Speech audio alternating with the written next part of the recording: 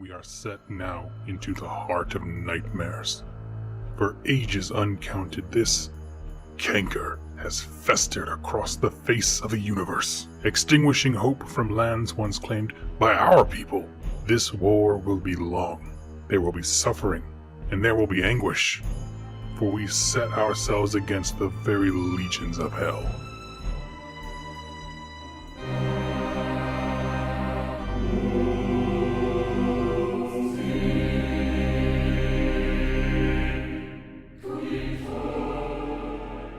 The Realmgate Wars are an important epic in the history of Age of Sigmar. This is the story of a dying spark of hope being rekindled and turning that spark into a raging fire. It's a story about a war on 7 fronts, and it's a last stand to turn back the darkness. In this series of videos, we're going to review the Realmgate Wars in depth. If you're a veteran, it'll be a great time to revisit some of the great stories that have brought us this far. And if you're new to Age of Sigmar, you will be able to quickly catch up on the Realmgate Wars history.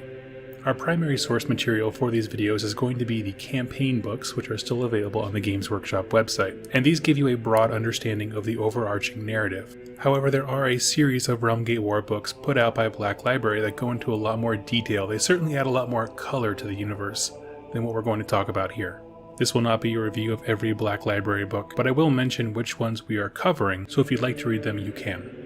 To introduce you to this storyline, you need to know that there are 8 mortal realms in the Age of Sigmar universe. These are planes of existence formed of the raw stuff of magic. During the Age of Myth, times were good and life flourished. Gods walked among men. There was peace, prosperity, and plenty. Then came the forces of chaos.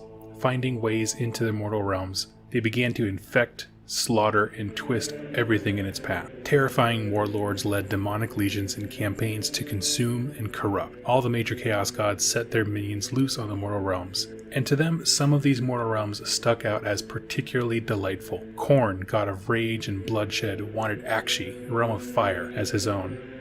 Nurgle, a god of corruption and disease, particularly wanted the realm of life, Guran.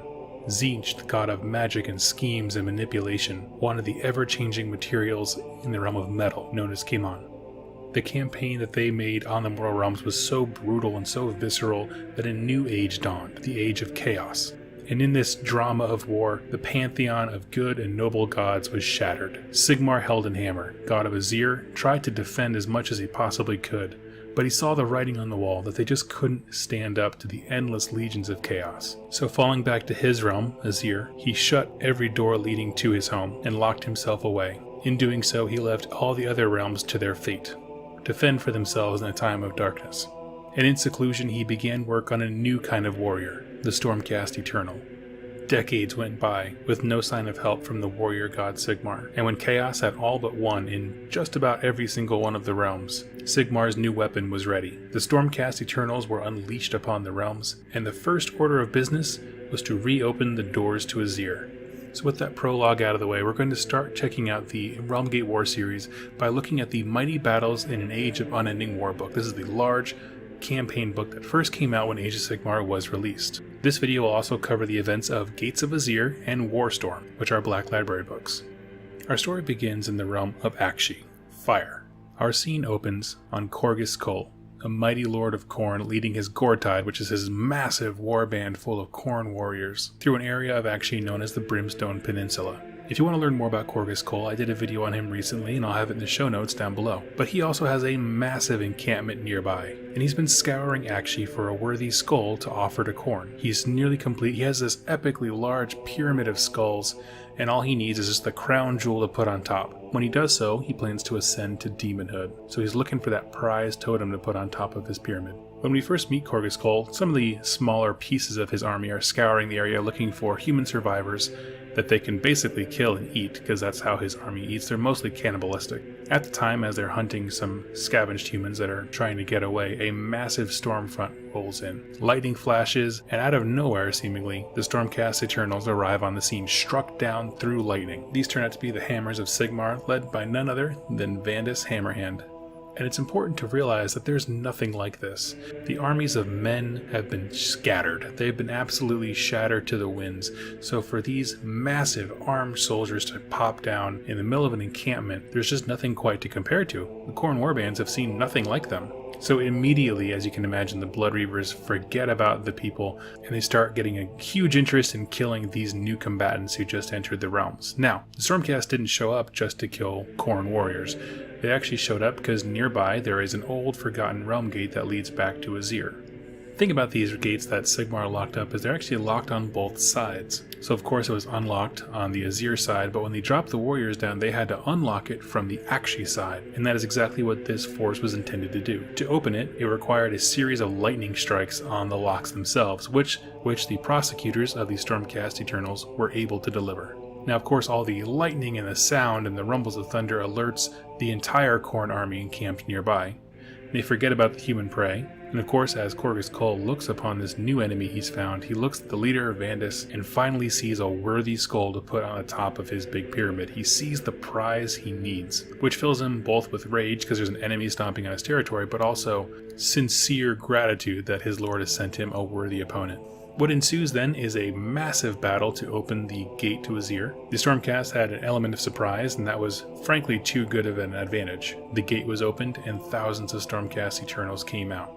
During the little combat, Vandus was able to strike Korghos down, knock him unconscious, but didn't actually get a chance to kill him. Korghos was knocked down unconscious into a big pile of dead guys, and right as Vandus was about to deliver the killing blow, his eyes glossed over and he had a vision. Vandus is a character who we'll dive into at some point on this channel who frequently has these sort of prophetic visions. And in this vision he saw another realm gate, one that they were not intended to open. It was oozing dark energy and it was just infused with the power of Khorne. And in that moment Vandus knew that he needed to close that gate. He wasn't sent to do it specifically, but he personally knew that he needed to close that gate.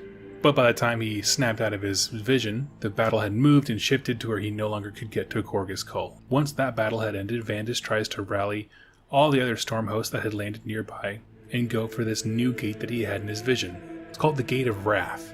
Now it's important to note here that their mission was to come down, open the gates that they were assigned to open, and pretty much hold the line, just stay there until reinforcements arrived to take over for them. But Vandus sees an opportunity since he just knocked out the warlord, not sure where he is, he assumes he's dead, can't prove it, thinks that this is the perfect time to strike. We're not going to rest here, we're just going to open the door and pretty much go straight for the Gate of Wrath. Along with his second in command, Ionis Cryptborn, Vandus splits his forces, he takes half of the army, Ionis takes the other half, and they make their way to the Gates of Wrath. Now, well after the battle, Korghos wakes up from his unconscious stupor and makes his way back to his camp. Now, there's a several-day interval between when the Stormcast initially opened the door and they had to get their forces together, rally them up, and make a plan. So Korghos had plenty of time to move straight north, knowing the area much better than they did, and make his way back to his home base, which was nearby. When he arrives, he sees a whole bunch of Blood Reavers sitting around, cooking dinner, just camping basically, and he gets full of rage because no one's going after the golden army that just dropped out of the sky. And he promptly slaughters a whole bunch of his own men. We're talking at least 100 Blood Reavers. But he does it for a reason, because as their blood seeks into the ground at the base of this realm gate, the Gate of Wrath, demons start pouring up from the ground. Not just any demons, we're talking blood crushers of Khorne, the demons riding the huge mechanical mounts. And he sends these guys after Ionis. He knows the forces have been split, he's able to evaluate what's happening, and he sends the demonic forces to go tie up one half of the army. He will remain at the gate, knowing that Vandus will come to him. Now, Warstorm covers the details of this maneuver here pretty well, so I won't go into too much detail. If you'd like to know about it, you may. Just read that book. But Ionis meets these demons head-on, separated from Vandus. They're able to tackle it and win, just barely, and Vandus, rather unmolested, makes his way over to the Gate of Wrath. Now, when both of these forces converge on the gate itself, this entire fortress that Korghos Khul had set up around there, it is a massive, epic battle. It's got demons, it's got Khorne mortals known as Khorne Bloodbound, it's got Stormcast Eternals of all different flavors shooting out of the sky. Korghos Khul manages to kill a Stormcast Eternal. He has a axe that is unique, so that when a Stormcast is killed by it, it doesn't shoot back to his ear, able to cut the head off of a lieutenant, essentially, and begins climbing that pyramid. Knowing that when he reaches the top, he ascends the demon hood. Vandus at the bottom calls him out. He names him as a coward, which of course if you're on your way to please Khorne, you can't leave that kind of challenge unanswered. So he promptly tosses the Stormcast head that he retrieved, slides down the Pyramid of Skulls, and faces Vandus man to man. And this is actually one of the coolest fights that has been written. It is in Warstorm, I do suggest reading that book, but it does a great job of showing the fact that Stormcast are not all powerful, they are not invincible, because Korghos Khul kicks his butt. He absolutely mashes up Kalanax, the Dracoth that Vandus rides. His Khorne Fleshhound is able to basically subdue Kalanax, and in a one-on-one fight, Vandus is knocked back onto his knees, struggling to get on his feet. It's so bad, in fact, that Vandus backs his way up to the Gate of Wrath, standing at the bottom of this incredibly evil, foreboding presence that's just pouring demonic energies and chaos into the realm. Knowing that he can't beat Korghos Khul, he looks up to the heavens and cries out that Sigmar would strike his servant down, and with that, a colossal lightning bolt comes out of the sky and strikes Vandus, basically using him as a lightning rod, but in the process of doing so, it hits the gate, destroys and topples the entire thing. So this is a massive gate. Rock everywhere, lots of guys are dead. But when the dust settles, Korghos Khul is looking around the battlefield and cannot find Vandus. And at this point, he has lost everything. His Pyramid of Skulls has been destroyed by the aftermath. The gate that he was protecting is gone, so his demonic reinforcements are stinted. The towers that he had built around this thing are all torn down, and this becomes the first blow against chaos that Sigmar was able to manage. We transition now over to the Realm of Life, Ghyran, and this is the realm that Nurgle wanted for himself.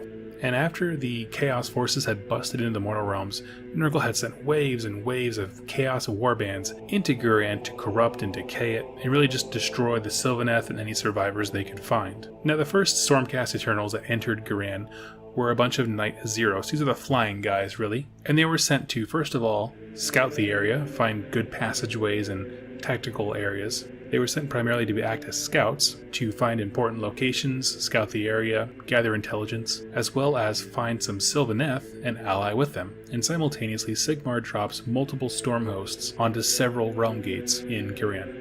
These are all different chambers of the Hallowed Knights, which is a very prominent chamber, you would say, of Stormcast Eternals. And as a reinforcement, he holds another chamber back, the Astral Templars. And what's interesting is this looks far more tactically sound than what just happened over in the Realm of Fire, where you just kind of drop people to open the doors. This seems like the area was much more well scouted, and he has set reinforcements for them. But even though he has this great plan going on, one gate stands out as being more important than the others, and that is the Gate of Dawn. Sigmar has a very foreboding feeling about this gate, but isn't sure why. And so because of that, he personally sent the Lord Celestin, who he trusted the most on this mission, that is Gardas Sealsoul. He is the Lord Celestin of the Hallowed Knights.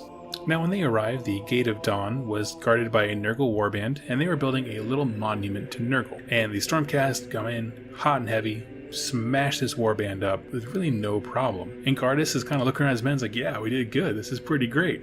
And then all of a sudden the gate starts to kind of pulse and bow and kind of creak, and this greater unclean one named Bolithrax shows up, and he's taunting them, hurling insult to the Stormcast Eternals, and he begins to summon Plague Bearers, but he's not just summoning Plague Bearers, he's doing it so quickly that the well-disciplined lined regiment ranks of the Stormcast Eternals just are not enough to survive. And slowly they're getting drowned and chipped away. And Sigmar is seeing this all from his ear and realizes what's happening, so he sends in the Astral Templars. This second chamber is able to peel off a bunch of the Plague Bearers, but then Bolithrax has more treats for them because he summons his Rot Guard. If you're not familiar, the Rot Guard is sort of like his Honor Guard, always in increments of 7 with Nurgle, and it's 7 more Great Unclean ones. He's just a bigger one. And when these guys arrive, they all start summoning stuff, so this is really just getting exponentially out of hand for the Stormcast Eternals. This gate is just not happening. Gardas sees the battle isn't going their way, and so he decides, this is it, do or die. He gets a cohort with him, and they bolt straight for the Gate of Dawn itself, straight for Bolithrax. Tries to kill him in one-on-one combat, hoping that it'll stop the reinforcements. Now, as he gets up there and he's fighting with Bolithrax, his weapons aren't really having much of an effect. There's a terrible sound that everyone hears, and everyone kind of stops and looks around to see what's going on, and a gnaw hole opens, and a whole clan of Skaven Pestilens pour out to aid the Nurgle guys. And seeing that they're just being absolutely overrun, decimated, Gardas makes a really tough call, and he runs directly into the Gate of Dawn. Now, if you're not familiar, the Gate of Dawn right now is pointed directly at the realm of Nurgle. It's a corrupted realm gate. His idea here is I'm going to go inside the gate, close it from the other side, which is actually fairly brilliant because it cuts off all reinforcement. Bolithrax realizes what's going on and goes into the gate after him. The problem is, he runs into the gate so hard, and he's such a big fat dude, he breaks the gate himself. Now we have Gardas trapped in the realm of chaos in Nurgle's domain, but the Realmgate is now sealed shut. So without chaos reinforcements, they still greatly outnumber the Stormcast Eternal until the Sylvaneth arrive, the allies they had been seeking. And to make a long story short, they are able to pretty much mop up the chaos forces. The Stormcast have lost a lot of men doing this, so any future engagements are going to be pretty rough. The book actually says that fewer than 3 dozen Stormcast Eternals remain. The realm of metal, also known as Kaimon, is the envy of Tzeentch. He loved the impossible shapes and the shifting essence, and when Sigmar arrived here, he had 2 goals, of course. One is always to claim the Realmgates, reopen the doors to Azyr so we could have a steady stream of reinforcements coming, but also to find Grugni and reestablish contact with him, Grugni being one of the Dwarden gods of smithing and metal and craftsmanship, who had been lost since the Pantheon had split. And to do these tasks, he sent the Celestial Vindicators. Now, of course, the first thing they did was secure a realm gate, which is called the Silver Way, and while they were doing that, there wasn't a whole lot of resistance. They weren't seeing many people. They saw remnants of civilizations, but no real enemies. As soon as they get the realm gate, they're scouting around the area, and a huge chaos warband comes at them. This warband is led by a Tzeentch sorcerer known as Efrix, and even though his army is repulsed and they're pushed back and the realm gate's secure, now the Stormcast know they're being hunted. They're being watched. So rather than just sitting there and waiting for Efrix to come up with a better plan, they're like, no, we repelled him, we have to go and hunt him and figure out what's going on. At this point, it's important to note that Efrix is a chaos sorcerer of Tzeentch who has a third eye. He's able to kind of perceive prophecy events and have more understanding than other people would. And he sees the coming of the Stormcast Eternals as a blessing, really, not because he was looking for a worthy opponent like Korgus Cole was, but because of how they function. When they die, they turn into energy, and energy can be trapped and harnessed. So we'll see here he has kind of a devious plan, because as these Celestial Vindicators move towards the direction where Efrix had fled, they find this very ornate eldritch fortress. It's a very strange structure. It's all made of different metals that are kind of warped together. It seems to be made of skulls that are of strange materials, different kinds of copper and bronze and silver and all that. What they don't know is that this fortress is built around a mysterious artifact, a strange power source that is just like a giant nuclear reactor, to put it into some kind of terms that we would understand. And this fortress was made out of these strange materials as a way of filtering and containing the power that this artifact is giving off. Efrix is trying to create a giant ritual. He wants to simultaneously turn every realm gate in the realm of metal to face Tzeentch's part of the Chaos Realm. Rather than doing gate by gate like Khorne and Nurgle are doing in their stories, he wants to do them all at once, but that's going to require a lot of power. So he has this strange artifact that we don't really know much about it, but it's not enough power, and so when he sees these lightning men, these guys who are basically living batteries, he thinks, I can take that power and use it for my ritual. And so he sees the Stormcast as a means to an end, not just an enemy. So these Celestial Vindicators come at this fortress in mass. And there's a really great fight scene. It's actually one of my favorites. There's lots of Tzeentch magic and sorcery and mutations, and all the power that's going off, all the lightning bolts and stuff, when people should be going back to Azyr, they're not. They're getting sucked into the walls of this fort. Any magic that's cast is kind of dissipated into the walls themselves, and it's just powering up this battery. But that doesn't stop the fact that the Stormcast Eternals are incredibly deadly warriors, and so things are not going the way of the Tzeentch Sorcerer. He begins to panic, and in this panic, he basically hits the self-destruct button. Everything goes white, and all of these Celestial Vindicators wake up in Azyr. The leader of them is brought before Sigmar to answer for what happened. He describes the fight, what was happening, and says that they were killed by a light, and Sigmar asks him to go into detail. He said it didn't feel like a chaos light, it felt good and pure. And Sigmar gets a smirk on his face and realizes that they have just found ghal maraz, which is his legendary hammer. This hammer, made of pure Azyr energy, was being used by Chaos forces as a way to channel that energy into a weapon. But now Sigmar knows where it is. And so when we conclude this opening act to the Realmgate Wars, in the Realm of Fire, we have Korgus Cole bellowing in rage because all of his achievements have just been toppled. He has a serious vendetta against Fandus Hammerhand and will find a way to get his vengeance. And even though there's a lot of work to be done in Realm of Fire, this was a great first step for the Stormcast Eternals on that front. Moving over to the realm of life, Gardas is now trapped and running for his life in the realm of Nurgle. The Stormcast forces there are cut down to a very minimal amount of strength, but now that the Gate of Dawn has been shut, they move on to secondary objectives, which we'll talk about in the next book. And in the realm of metal, ghal maraz, which is one of the most legendary artifacts of the Stormcast Eternals, has been located, and so that's going to dictate the war effort going forward. Overall, it's been a very successful opening act for Sigmar's plan of rekindling the realms. He's got a great foothold in each of these realms. He's located something that was long since lost, ghal maraz, and has started his attempts to reclaim and kind of put back together the Pantheon with finding Allariel in the realm of life and also trying to find Grugni in the realm of metal. So folks, tune in tomorrow and we'll continue the story of the Realmgate Wars. Thank you all so much for watching, and happy wargaming. In yesterday's video, the embers of hope were rekindled as the Stormcast Eternals made their entrance into the mortal realms. Starting with Akshi, we explored how they devastated a local Khorne warband called the Gortide, led by Korgus Kull. In Ghyran, the Hallowed Knights were able to destroy a corrupted Realmgate that led to the Garden of Nurgle, though it came at a very heavy cost. And in Kaimon, Realm of Metal, the Celestial Vindicators were nearly wiped out to a man as they stumbled upon one of the greatest artifacts of the mortal realms, and that was Sigmar's own hammer, ghal maraz.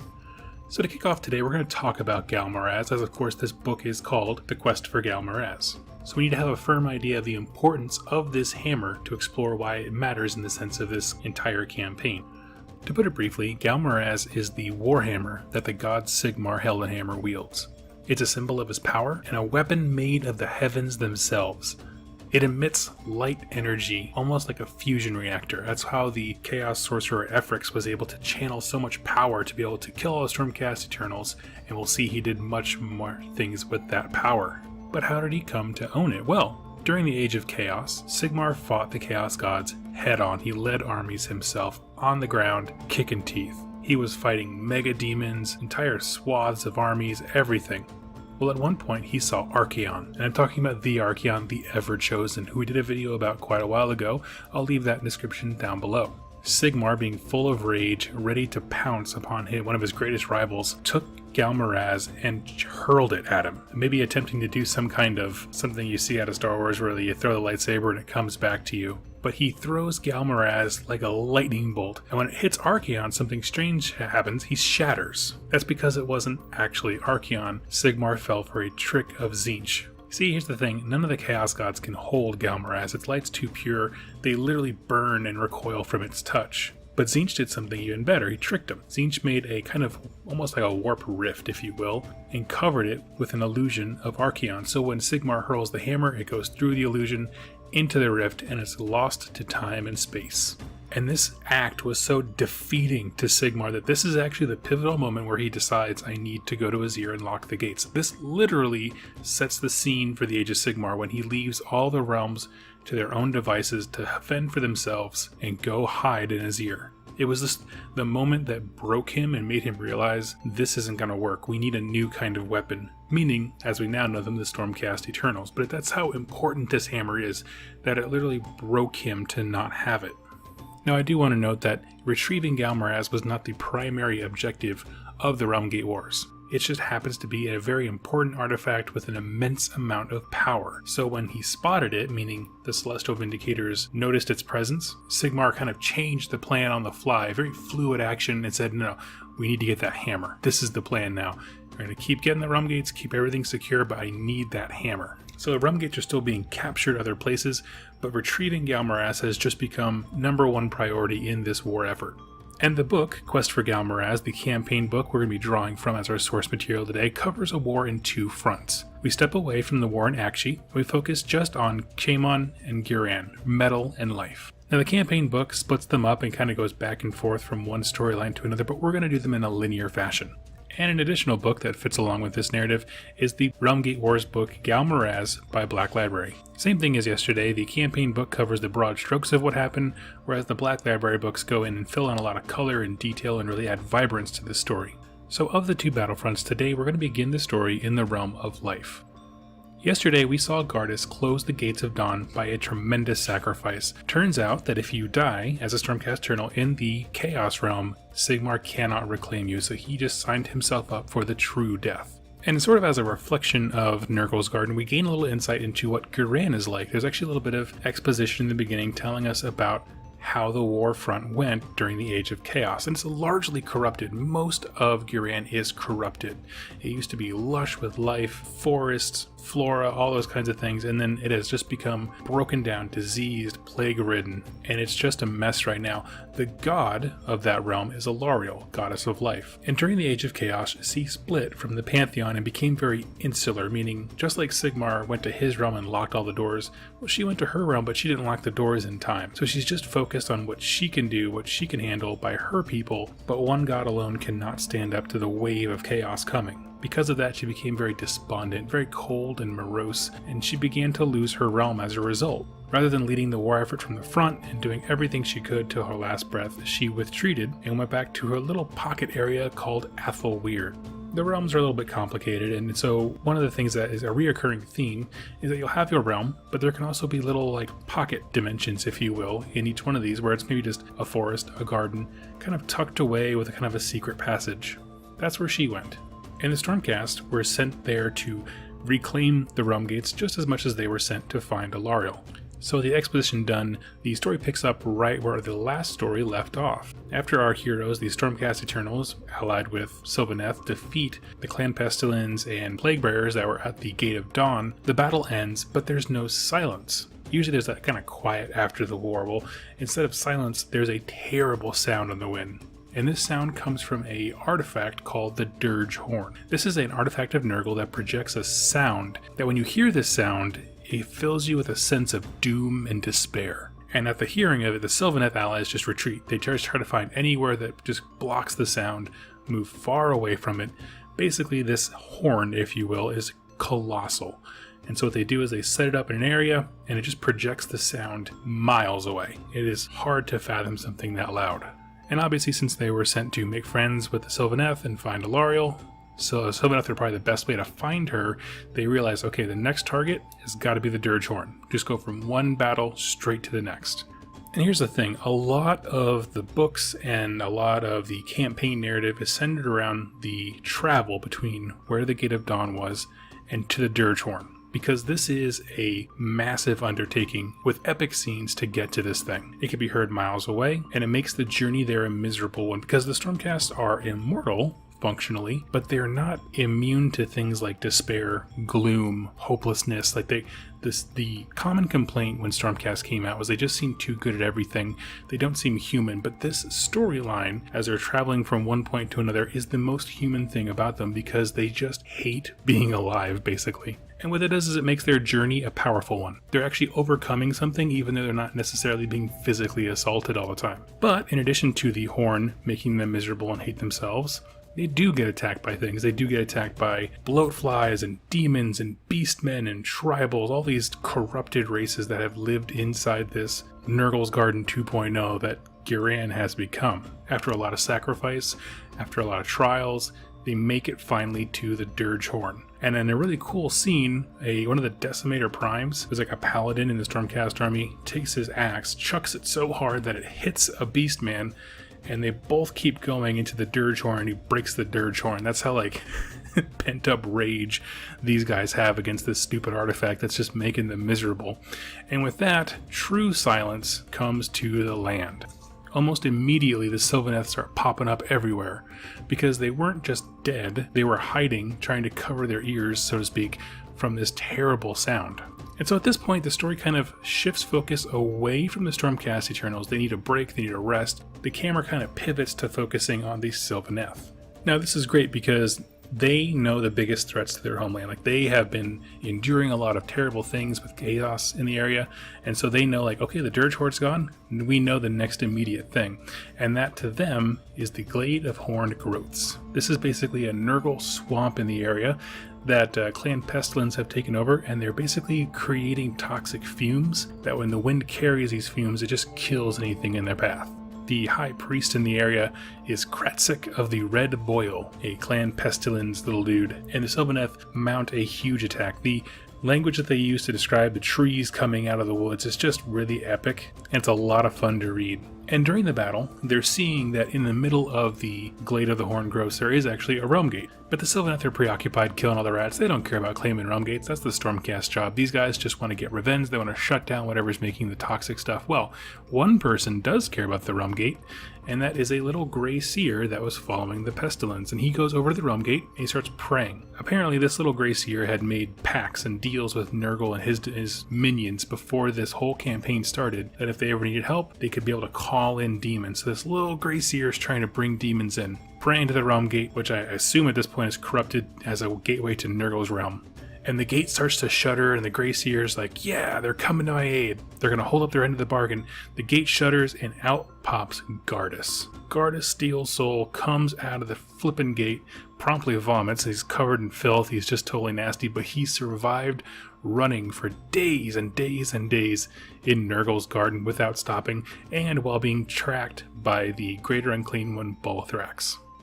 Now the battle's not going well for the Sylvaneth, as Gardas can see from his vantage point, because in the time that he was running through the garden and then popped out of this gate, a bunch of Nurgle warriors showed up to help the Skaven. So promptly, Gardas whips out his sword and joins in the fight because there's no rest.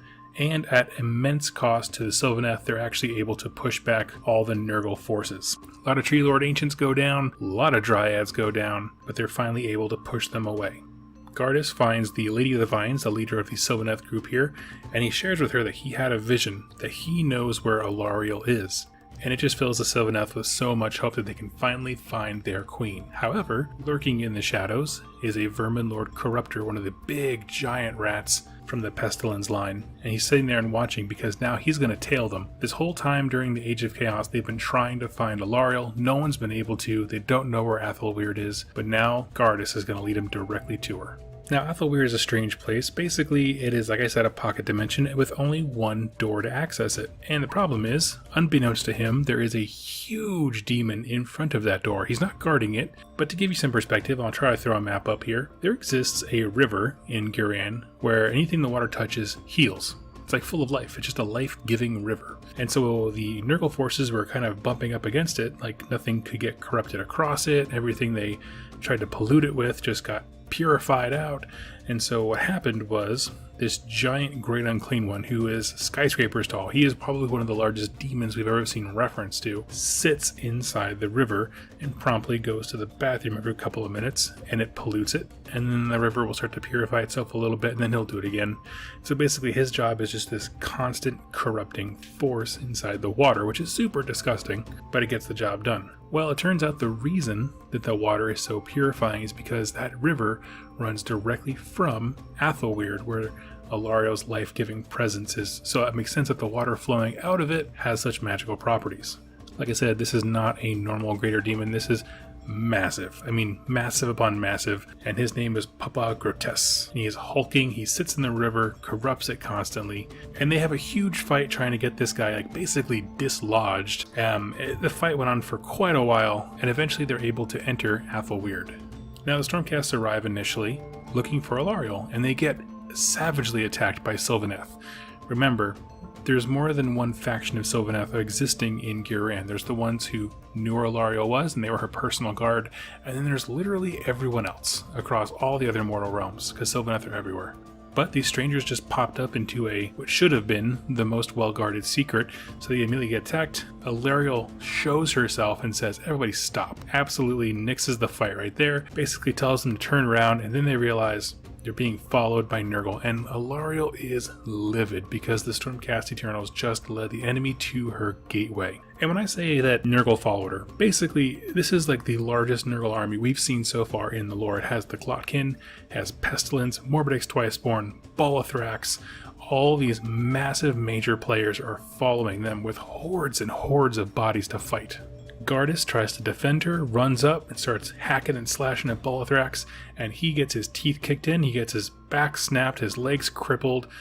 He's about to get basically devoured by Bolithrax when another Stormcast Eternal shoots an arrow and Mercy kills him, so he turns to lightning and shoots back to Azir. So Gardas, after surviving all of that, now got shot back to Azir. Promptly afterwards, Allariel comes up and just decimates Bolithrax, destroys him in one shot with a spell.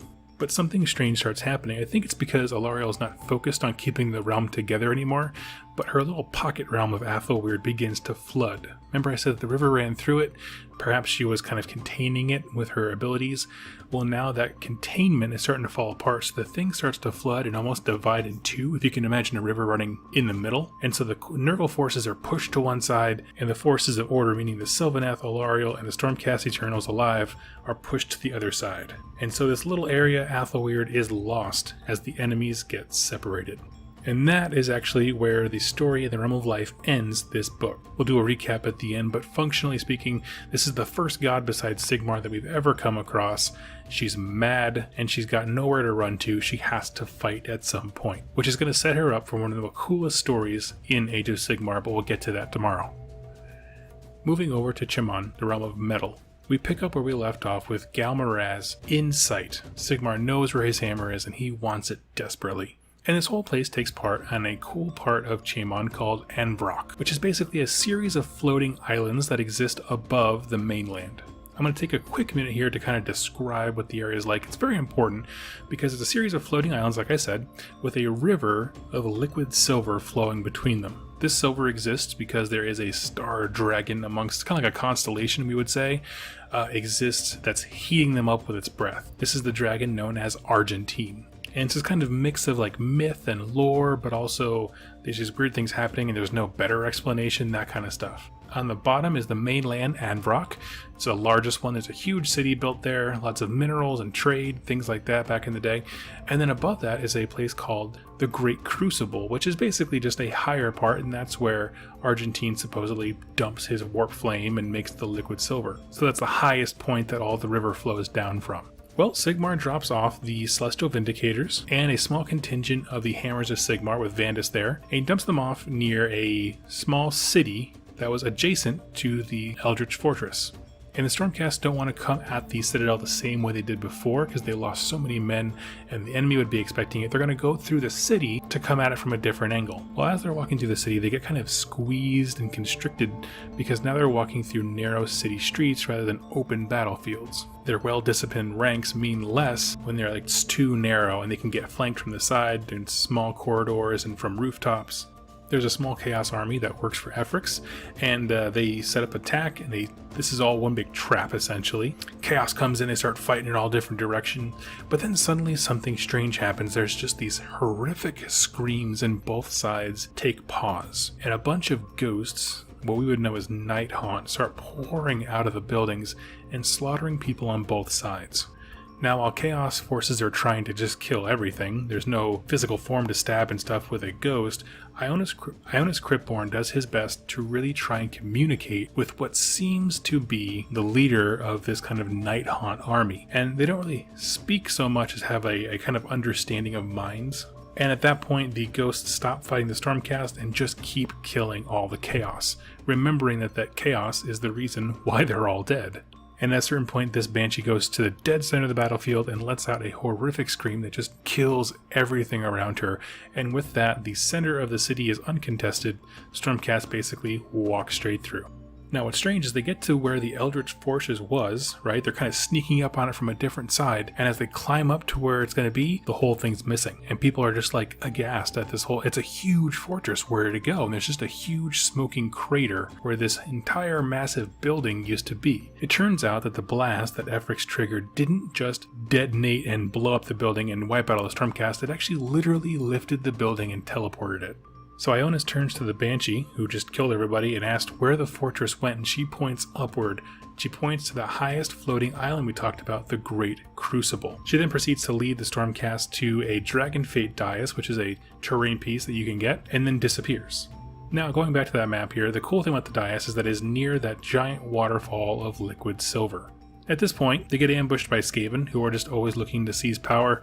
This fight doesn't really go anywhere, it's just kind of an added thing, another trial, if you will. But once the Skaven are defeated, they really gain complete control of this Dragon Fate dais. When you step onto this thing, you gain the ability to almost speak directly to a god. It's like a communication portal, kind of like you'd see like in some temples and things like that.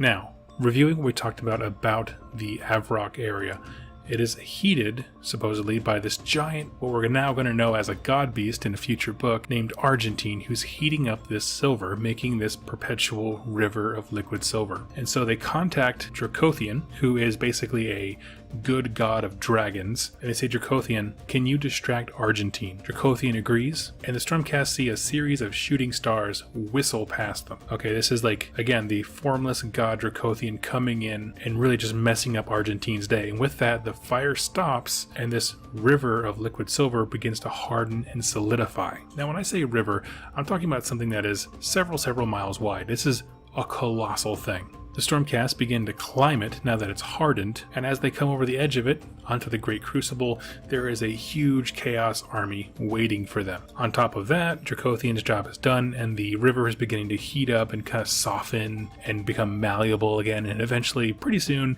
it's going to turn back to liquid and drown them. Coming up over the side, of course, they had their fight with the Chaos Army, and they're trying to make their way to what is essentially a fortress/dock built into the side of this silver river. Smashing through the forces, they're able to pretty easily hit some of these forces really hard just because Stormcast are so well equipped, and the enemy on top had really underestimated them. They're not necessarily the same forces that were at the last battle. They assumed that the river would turn to liquid and just wash them all away, so they weren't really preparing for a whole lot.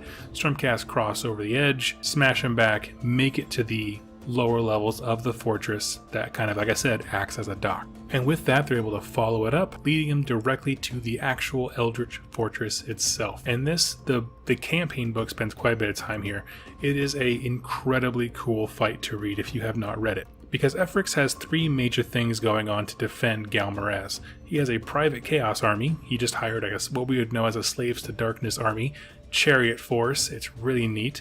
He also found Korgus Kull. He knows, like I said, he has a third eye and can tell when someone has a deep desire and things like that. He knows Korgus Kull has vengeance for Vandus, who is in this force. Like I said, small detachment of Hammers of Sigmar with them. Who better? And I know like there's some conflicting thing. I mean, Khorne doesn't want to work with Tzeentch. All that is put aside when a bigger threat presents itself, and that is exactly what they see in Stormcast Eternals. Now, the third part of this whole equation is that Kairos Fateweaver is there. Remember, the whole point of ghal Maraz and them owning ghal Maraz is to turn all the available realm gates in Chemon to the realm of Tzeentch. So of course it makes sense that he would send his personal emissary to make sure that gets done. And it is hard to describe the magnitude of this fight.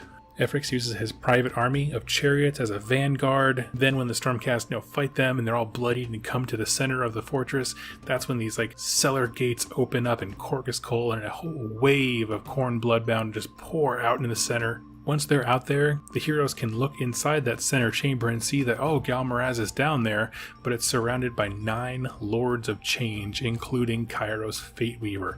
This is an unwinnable fight in terms of raw physical might, but the goal for the Stormcast Eternal is just to get the hammer. Someone just has to go and get the dang hammer. And so rather than having a protracted fight with their nice regiment formations and fighting in an orderly fashion, these guys form an arrow and go in a straight line straight for the hammer. And they keep getting blasted by magic attacks, by Khorne bloodbound throwing themselves, you got a chariot still going wild. At the very last minute, Vandus reaches out and grabs the hammer, looks up at the sky, and the last thing he sees is a white comet coming at them. And that is the end of Quest for ghal Maraz. So, let's talk about that ending a little bit.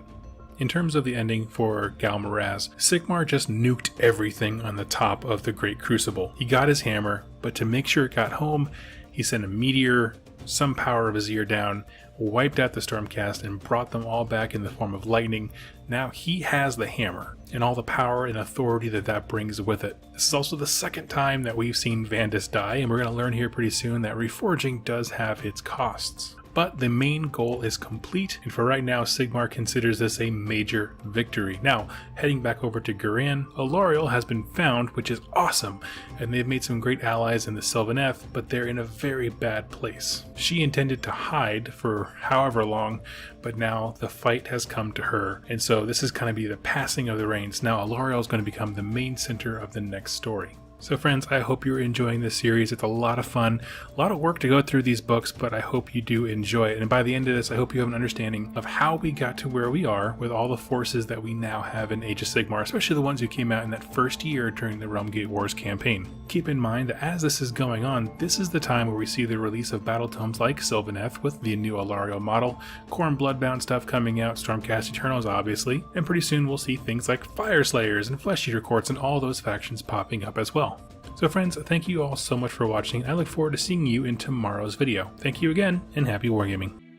In yesterday's video, we ended with ghal maraz in the hands of Sigmar. In addition, Allariel was found, but things are not looking good for our heroes.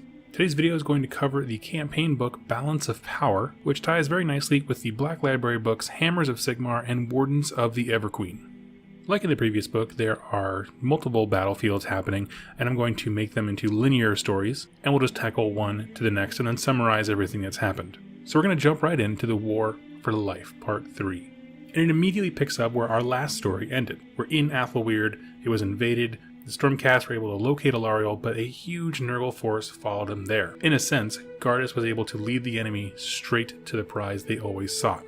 In a brilliant defense, the Stormcast form a perimeter around here, and they just barrel straight through the Khorne forces in a direct line and make their escape. Very barely, but make an escape. And this leads to a colossal chase. This is a cat and mouse game of epic proportions.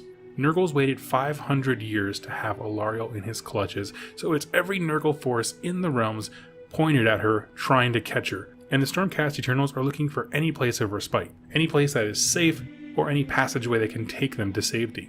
But these forces are hustling, and remember that Allariel and all her forces know the realm better than anyone else. They're able to kind of outpace their chasers, except for one warband.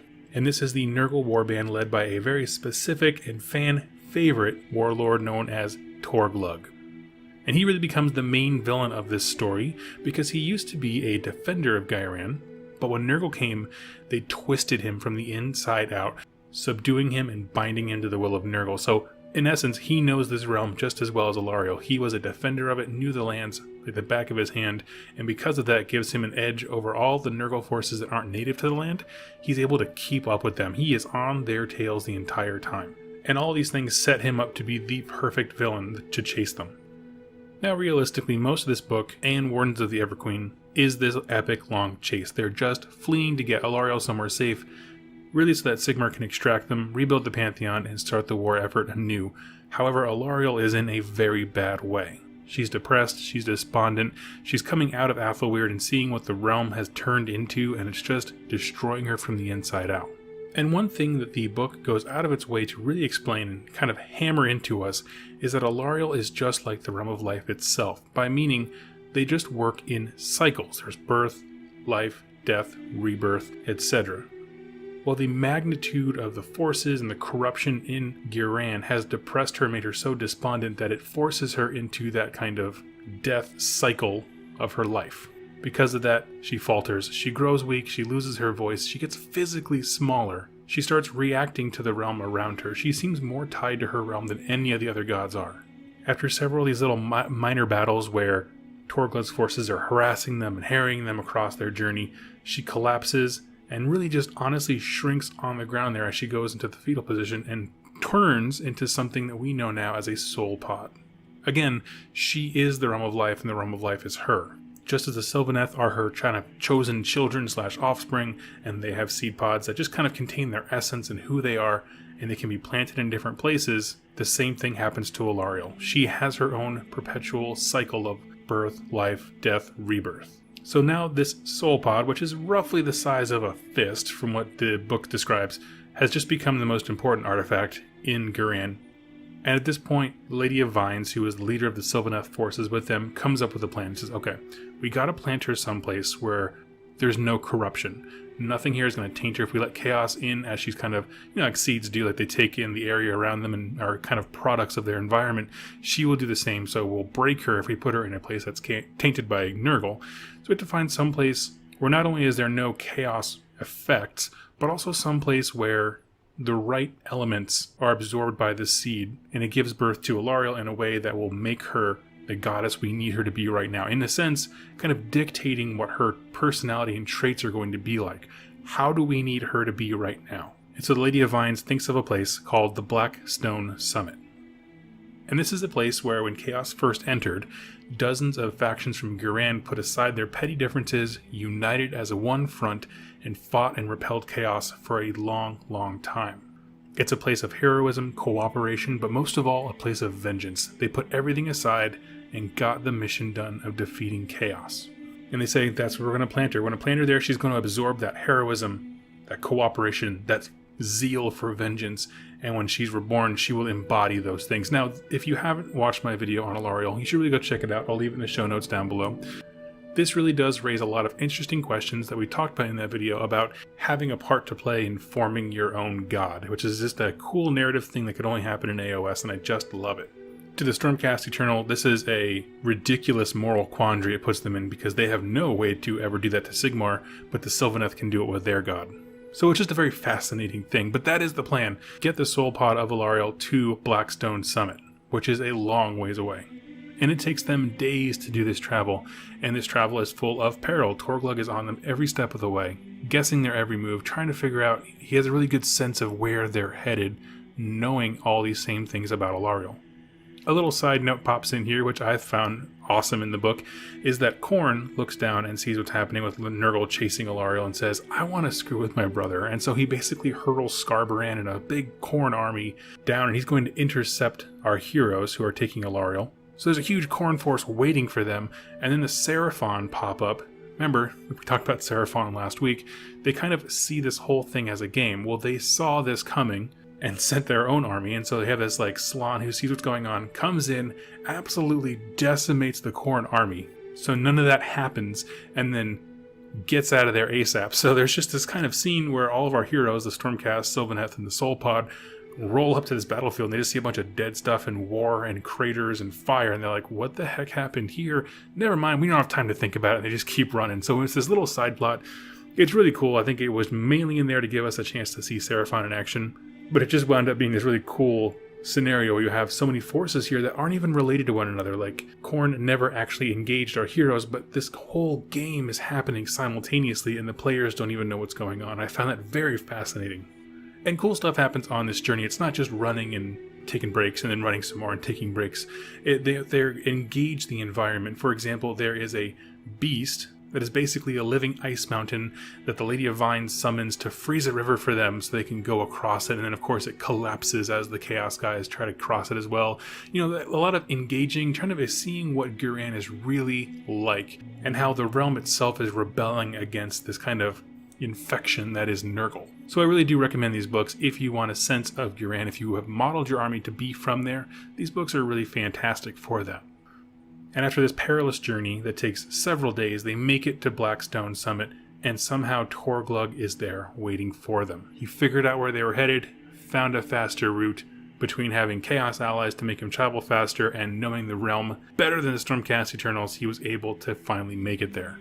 And at this point, a massive fight ensues. And it is one of the coolest fights in this story. I know I say that quite a bit, but really these books are great at taking a bunch of little battles and just to kind of keep you interested, and then having one like exclamation point level big fight that is just beyond cool. And things are just bad for the good guys. You got a handful of defenders versus a huge Nurgle warband. And as Torglug is hacking and slashing his way to the Lady of Vines, who's carrying Allariel's soul pod, strikes her down, cuts off her arms. Now the soul pod is kind of rolling around with a severed hand attached to it, crushes Lady of Vines, and is about to like lift up his little axe and deliver the killing blow as he gives him a speech about how life is dead, basically. A colossal meteor comes in and changes everything. People go blind, several Nurgle warband people are decimated, and a new champion enters the fray. His name is the Celestant Prime. This is a Stormcast Eternal we don't really know much about. I'm sure I'll do a video on him at some point, but he wields ghal maraz, which lends so much significance to the previous campaign to retrieve the hammer. Now that hammer has become the ultimate weapon of war for the Stormcast. And given into the hands of a worthy fighter, ghal maraz is an absolute wrecking ball. Celestant Prime will shoot over to one side of the battlefield, decimate a strong pocket of resistance, dart over to the other side. He has wings, he can travel extremely fast, and he's just zip-zapping across the battlefield, smashing anytime enough Nurgle forces gather together to mount a real assault against the defenders, he's there crushing them, calling down meteors, things like that. But as I said, Torglug did the damage. He cut the arm off of Lady of Vines, soul pods rolling around the battlefield. He does end up ending the life of the Lady of Vines, and as he walks to go get the soul pod to claim the prize that Nurgle has sought for so long, the Celestin Prime turns his gaze to him and hits him with ghal maraz straight in the gut with so much force that it literally rips his body and soul apart. Like, his body goes backwards and his soul goes in a totally different direction. It's this kind of green miasma blows out the side of him. And what everyone stops to notice is that this green corruption of soul separates off to the side, and then a huge bolt of lightning comes down and it fires off into the sky. And in this book, this is where this scene ends. Our heroes have made it to the point. Their enemies have been defeated. As far as we know, none of the people following Torglug knew where he was going, so the only Nurgle presence that was stopping them is now defeated. Allariel made it to her destination, but at huge costs. And so the Stormcast plant her in the ground because that was the order they were given from the Lady of Vines before she was defeated, and they're just waiting. And here's the thing, that really is the main story of Balance of Power. There are now 3 smaller stories which we're going to talk about because they all kind of add to the war effort, show you the scale of this combat, but that really was the main thing. Allariel made it to her destination, and she's ready to be what we would know as reforged, but reborn really in a new and exciting way. But going into these little more sub-stories, we're going to travel over to the realm of fire, Akshi. And here's the most important thing. We just spent days in Giran being chased. We don't see a whole lot of the war effort moving forward for the good guys. We just see this kind of small ragtag group of heroes running away a lot. We often forget that there's a huge war going on. There are Stormcast eternal chambers all across all the mortal realms fighting for Realmgates. And actually is no different. There is a huge war going on, and more than the Stormcast Eternals are fighting. At this point, we actually move away from Stormcast entirely, and we focus on the Vostarg Lodge of Fyreslayers. And they are under assault from Skaven. Skaven have been tunneling and burrowing into their lodge for some time, and if you don't know much about the Fyreslayers, we actually recently concluded a week devoted to talking about their lore, which I'll go ahead and throw a link to in the bottom here. But they have been able to survive the Age of Chaos and now up until the Age of Sigmar by kind of living in secluded, rough-to-reach areas for their lodges, but Skaven are so great at digging they were able to locate the Vostarg Lodge. Bael Grimnir is the Rune Father, the patriarch of this entire society, and he just found out that the Skaven are in his home, and also that his son is missing, likely dead. And a big fight ensues between the Fyreslayers and Skaven. Right at the end of this fight, the Stormcast Eternals show up. This is a subset of the Hammers of Sigmar, and they offer a bargain. They want access to the Bloodstone Keep. The Fyreslayers just saw the Skaven get destroyed, so we know these people are obviously not enemies. But of course, they're not necessarily on the same boat as far as, we're all just good guys, let's go fight some chaos together, so they want payment. These guys are mercenary-minded. Again, referring you back to the Fyreslayer week we did, talking about Urgold and its importance, the Fyreslayers demand payment. The Stormcast are able to provide enough gold, which the Fyreslayers deem as worthy, and they make an accord. What do they want to do? Well, they want to go to a place called Bloodstone Keep. This is a huge corn fortress built into the side of a mountain. And the question is immediately raised, why would you want to go there? No one survives there. Huge armies have gone across that fortress and never returned. Well, as we'll learn, there's something very special inside the fortress that the Stormcast want. They don't want to take the thing, they don't want to own it. They just want to get in, get what they want, and get out. And they hire the Fyreslayers to bring them a more discreet route rather than the front door, which they agreed to. Got paid enough gold.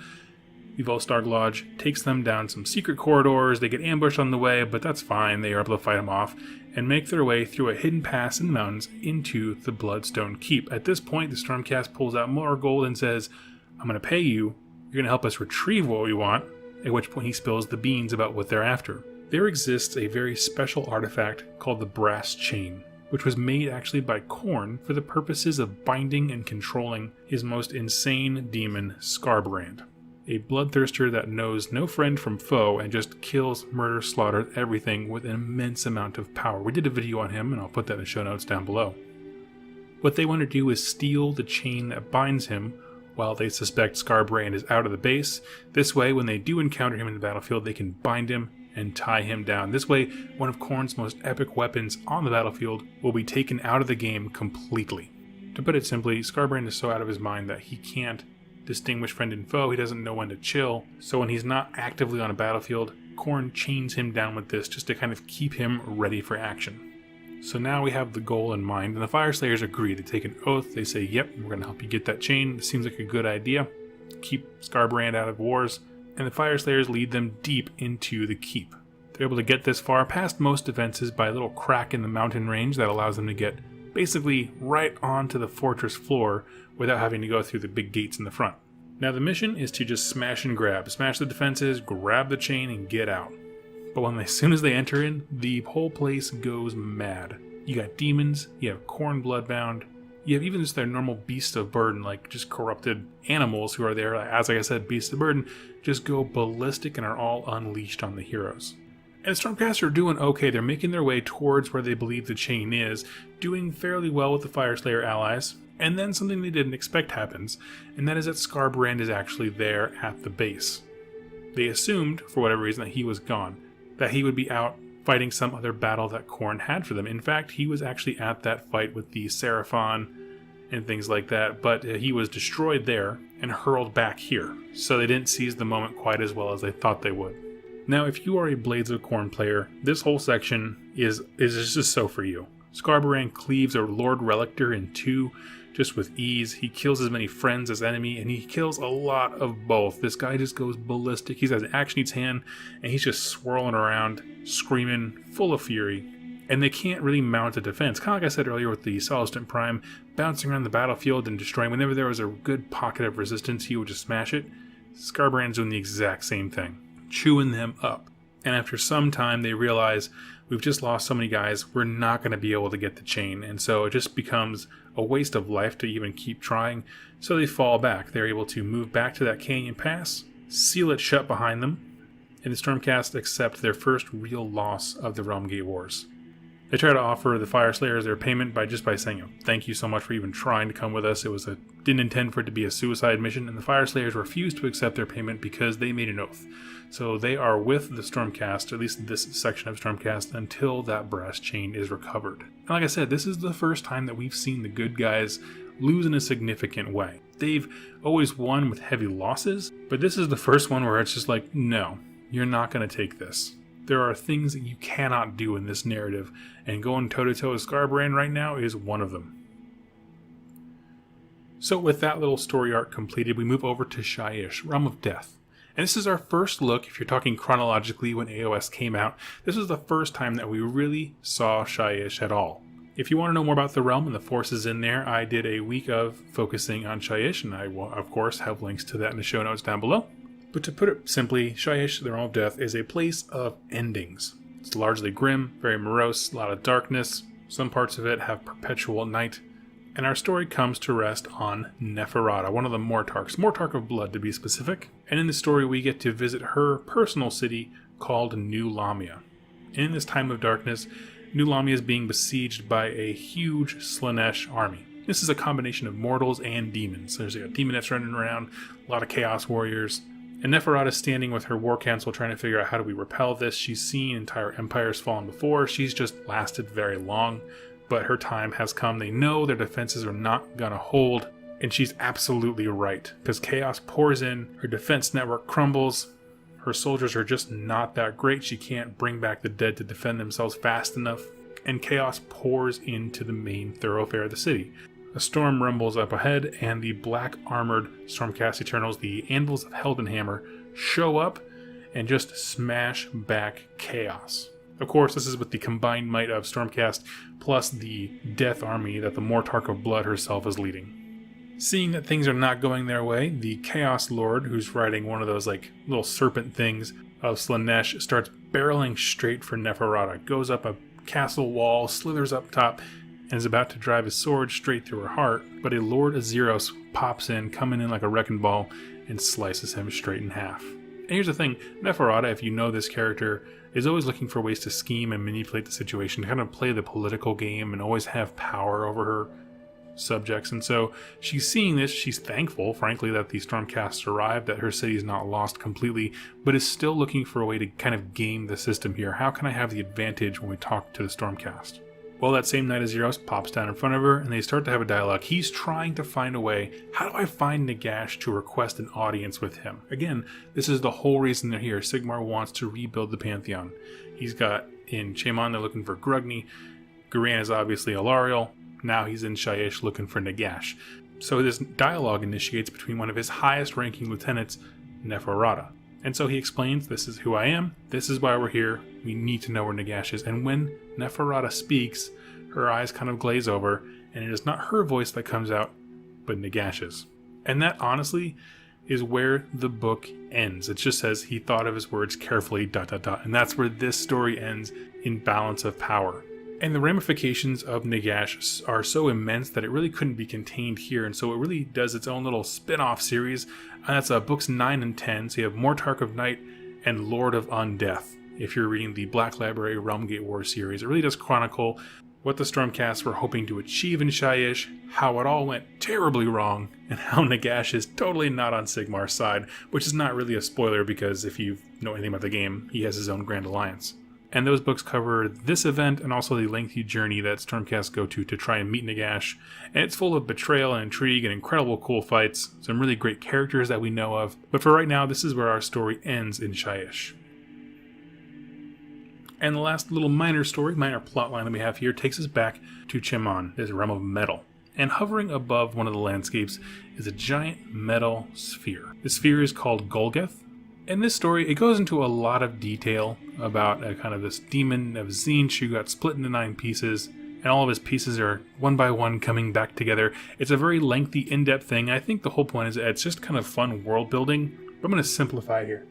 As these pieces of this demon are coming together, he's been corrupting the local populace. Here's the thing about this sphere. I'm going to try and explain it to you. It's very hard to do through audio, and there's not a lot of art about it. Imagine a second moon, okay? And in this moon, there is a continent that people have managed to live on.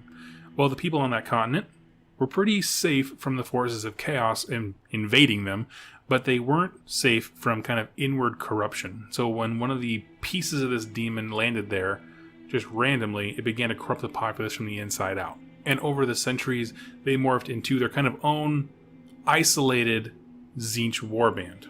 And in that place, there is a Gaunt summoner who's trying to find a way to control Archaon. We talked before about their relationship. I'm not going to go into it again. It's very complicated. But Archaon controls all the Gaunt summoners. They want to break free and control him. The Stormcast, who are of course on a mission to just cleanse the realms in general, fire into this place and are just wrecking house. Again, this is an isolated warband. They don't have a lot of the war machines and things like that, so the Stormcast are pretty handily fighting them. But what's interesting about this specific story is that Archaon himself drops into the mix. My thinking is that because the Gaunt Summoner, who is his minion, was involved, he was able to kind of hear what's going on a lot more clearly than just kind of the general, there's fighting all over the realms. And so he took a particular notice in what was going on here, drops in and sees the Stormcast Eternals for himself for the first time. And what hero does he meet against the Stormcast other than Vandus Hammerhand? And here's the thing. When Archaon shows up, this fight becomes incredibly one-sided, and I think that's important. It's important for us to see this villain for how strong and instrumental and powerful he is. He effortlessly takes out Vandus. It's not even a sweat. Every single Stormcast warrior in this fight is given a warrior's death. Archaon keeps the city. And here's the thing, like I said, this book went into an immense amount of detail talking about this place, and it didn't really seem to drive a lot of the plot forward. That's why I very much abbreviated what's happening. The reason I think it's important is that, one, it's self-contained, so it's a good little addition to poke on to the end of the book. It introduces Archaon to our narrative. Again, this is the time where his model is being released, and it's important to see why he looks so imposing as a model, because we get to see him looking so powerful and imposing in the stories. It gives us a true perspective on his power and his presence. Like I said, he took out the hero who just, single-handedly won the war in the Brimstone Peninsula. Hero Vandus Hammerhand just wipes him without even a sweat. And another one is that we get to see the good guys lose again. Because so many narratives would be really boring if it was just the good guys win. The good guys win, you talk about how much of a cost it took to take a place, but the good guys always win. Well, there's at least 2 stories here where the good guys just straight up don't win. In fact, everything they do costs them something dearly, and they get nothing for it. So in summary, to kind of put all these threads together, like I said, as the war grows bigger, we're spreading into different territories and it's getting a little more complicated to follow, so I always want to summarize what's happening in these books towards the end. In the Realm of Life, Allariel was so defeated that she reverted back to being her soul pod form, ready to be reborn as something else. They wanted to plant her in a specific place to revive her. A big battle and long chase got them there, and they arrived at their destination, but she's not back yet. Everything's kind of in a holding pattern right there. Over in Nagash, the Stormcast were sent to claim the brass chain to catch and bind Skarbrand. They made some Fireslayer allies, so that introduces that faction to the factions of Order, the forces of Order I should say, but they fail horribly in actually achieving their goal. And Skarbrand is still a rampaging beast that they have nothing really to defend themselves against with. In Shyish, the Stormcast Eternals rescued Neferata from a Slaanesh army. When Neferata went to speak, Nagash spoke through her, and I'll just give you a spoiler, things do not go well for that interaction. And over in Chaiman, Archaon enters the Realmgate Wars personally, wipes out an entire storm host, and shows us that this war is long from over, that the bad guys are not just going to keep taking it, they're going to dish out some hurt as well. And there's one thing that still remains, and that is when the Celestant Prime knocked Torglug so hard that his soul separated, and then something shot up to Azir. The final pages of this book show a Knight Venator mid-process of reforging. And what we learn is that the hero that was in Gurran, that was corrupted by Nurgle and became this vile warband leader named Torglug, has a spark of hope and decency still remaining in him that Nurgle could not touch. And so when the Celestant Prime knocked the soul out of the body, Sigmar saw that value and took it to Azir. And there, the process of reforging removed Nurgle's corruption, and Torglug was reborn as a Knight Venator, Stormcast Eternals of the Hallowed Knights, given the new name Tornus. And what this shows us is a few very important things, is that primarily Sigmar's campaign is not just military, it's not just taking the realm gates, he's not just fighting for land, it's a war of redemption. He's fighting for the souls of the mortal realms. And this whole thing adds a new paradigm to the war. How many of these horrific warlords have some ounce of humanity, of decency to them that can be redeemed? And what does that look like when that power is turned back on the enemy with that kind of rage, the kind of betrayal that Tornus, I should say, feels towards the forces of Nurgle? We're going to see that in the coming books. It's outrageous. In addition to that, we also now know that the Stormcast Eternal project, I guess you could say, didn't end when the Age of Sigmar began. It wasn't like he was gathering up warriors throughout the Ages of Chaos and then made his army and then boom, he's done making stuff. Now it's all about just, resupplying troops when they get destroyed. He reforges them, puts them back on the battlefield.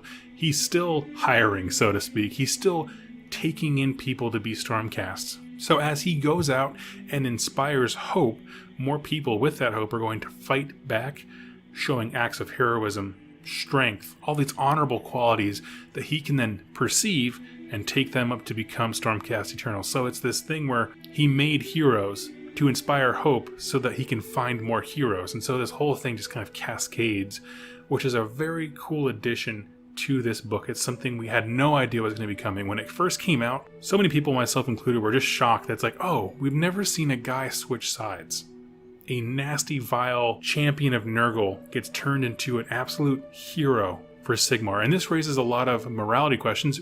In several of the Black Library books, the Hallowed Knights have a very strong distrust of Tornus, but to distrust him is to say that you don't trust the Celestant Prime and Sigmar's plan. So it puts them all in a very weird position with their faith. And so I think it's a very cool narrative arc that we're going to explore at some point. I'm going to do a Tornus/Torglug video. But for right now, I think it's a great way to conclude this book.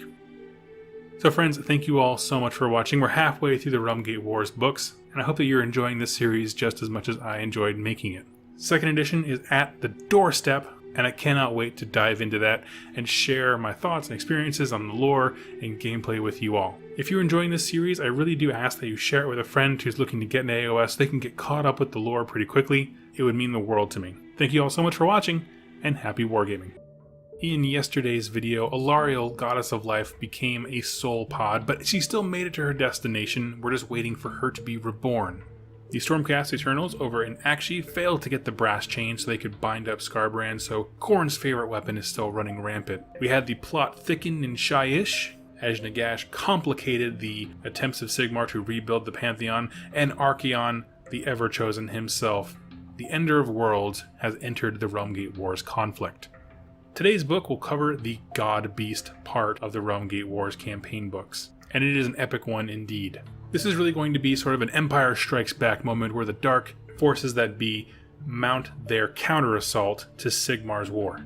And as such, this book covers Archaon's grand plan to crush Sigmar. I want to make this clear up front so that when we go into the separate narratives, it makes a lot more sense. A little bit of context for you.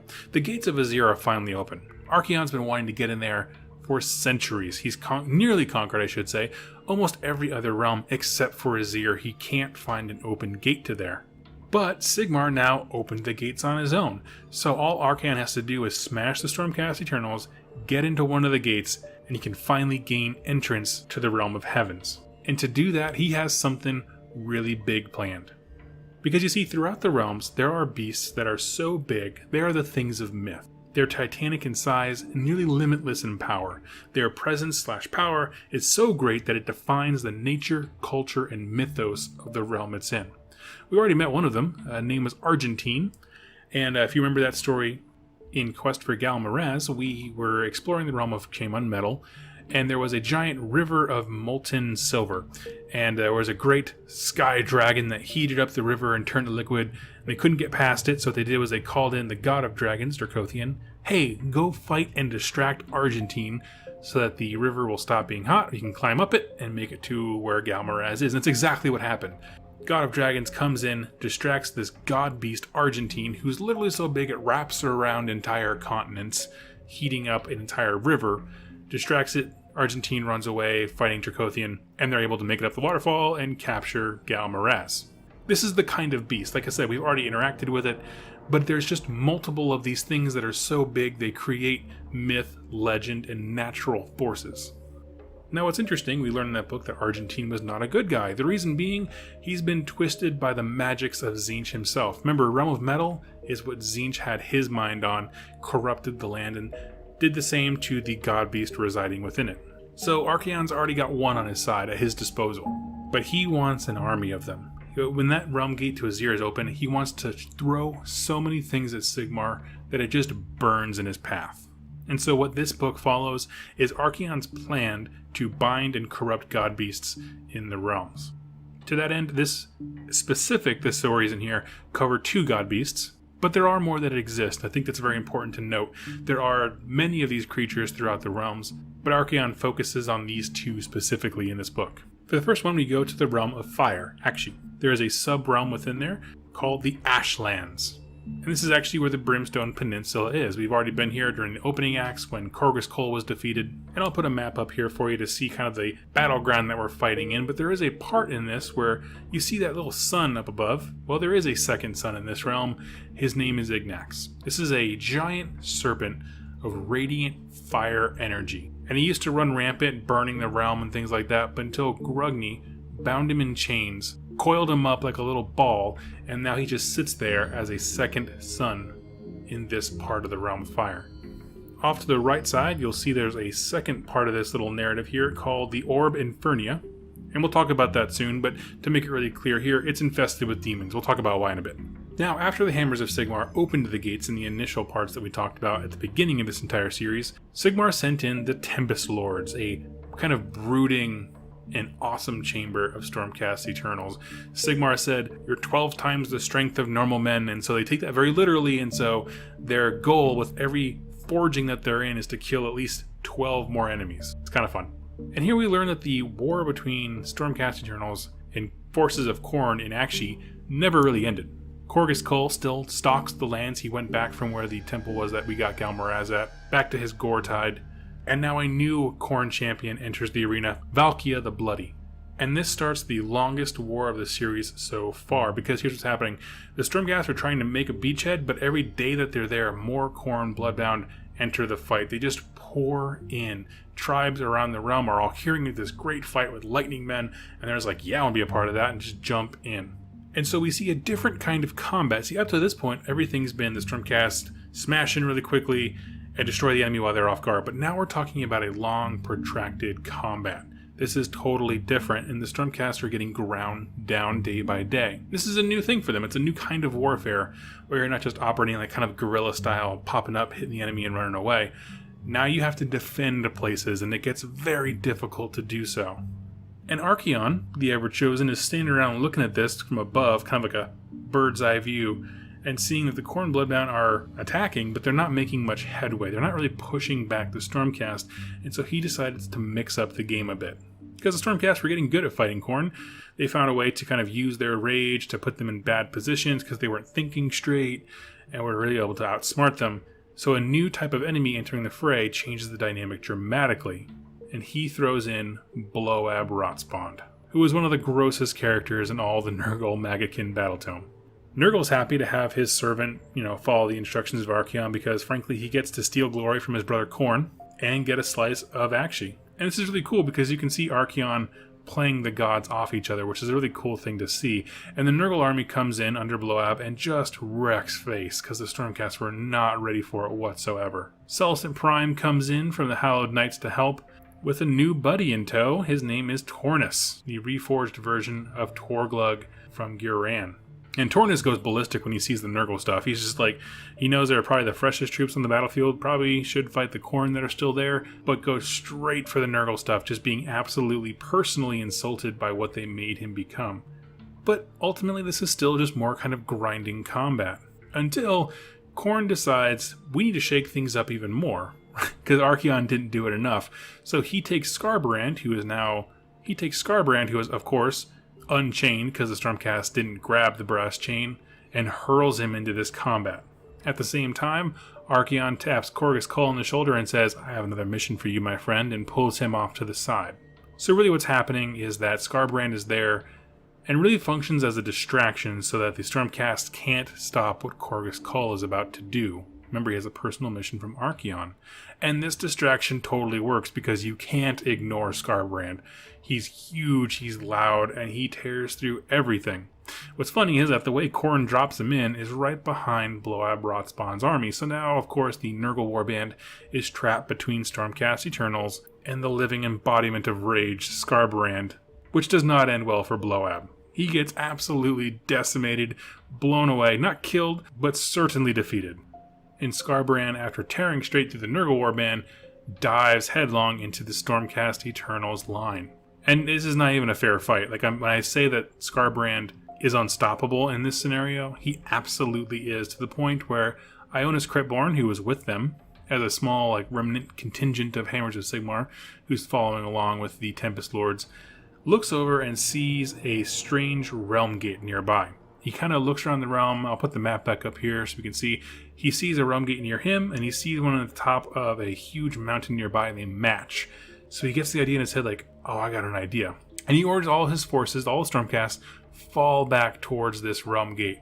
Of course, the whole time they're falling back, Skarbrand is just tearing him limb from limb. When he gets to this thing, he puts his little reliquary on there, says a prayer, and they all lift up in the air and teleport to where this other Realmgate is on the mountaintop. Now this does a few things. This is a very important action that Ionis just took. One is it splits the Stormcast Eternal forces into two, because not everyone made it to that point before he actually teleported everyone. So now you have Stormcast who are on the main battlefield, and you have some that are on this mysterious mountain far away. More importantly, however, is it did take Skarbrand with him. So even though there's less Stormcast on the main battlefield, their main obstacle, Skarbrand, just left. He literally just left the fight. So this is actually a huge win. It's risky. You're betting it all on that remaining force in the mainland to be able to fight off whatever's left and whatever Archaon is planning to do with Ignax, but you remove kind of the biggest, most immediate threat to that. And on that mountain, we'll just kind of cut over there real quick as this story goes really, really quickly. Ionis is on the top of the mountain. They're getting, again, killed, thrashed by Skarbrand. He is able to cause an earthquake, and half of the top of the mountain comes tumbling down, crushing Skarbrand. So they're not able to actually defeat him in combat. They have to move an entire mountain on him to get him to stop killing. And that's generally it over there, but Ionis made a huge sacrifice and risk by separating his forces in the hopes that getting rid of Skarbrand will allow the other half of the Stormcast army to do what they need to do. And so we're going to focus back on them. The mainland, of course, is called Asphyxia, and these guys get separated even further, because on Asphyxia, a huge horde of Bulgors and Beastmen attack from one side. This is not a super important subpoint. I think really it was more just to include those forces and give you another battle plan. But it adds diversity to the armies involved, and it shows how strapped the Stormcast Eternals are in this setup, and that everything in the realms is dangerous right now, because enemies have taken over almost completely. So this really is a war on like 100 fronts. So this remaining force that Ionis had to leave gets split even further, as some have to go fight these Beastmen and Bulgors and such. Now we're going to pause here. I told you earlier that there was something in the top right of this picture called the Orb of Infernia, just like the sphere that we had in Chamon. This is a floating continent sub-realm, kind of like in the shape of a sphere. And during the Age of Chaos, and when Archaon was doing all of his conquests, he won this sphere to Chaos, he wiped out the people in there, and he assigned 4 demons to it. 1 from each god. He basically told each demon, hey, thank you all so much for doing what you do. I'm going to reward you with this whole continent inside the sphere. Did that 4 times to all 4 of the Chaos gods, purely so he could watch them fight. The idea being, he just wanted some entertainment. No one gets to leave until there is a winner. So it's kind of like a equal prison / reward, right? It's basically Thunderdome. You get to just watch people duke it out. However, he did get bored eventually because no one was really winning. The forces were so equally set. He just kind of left, and they've just been fighting in this perpetual thing for centuries. And after he left, a Seraphon Salon came in and saw what was happening and realized, okay, here's the thing. If anyone wins this fight, this huge Chaos army is just dumped out of the sphere, and this becomes like a base, basically. Like this thing becomes its own fortress in the sky.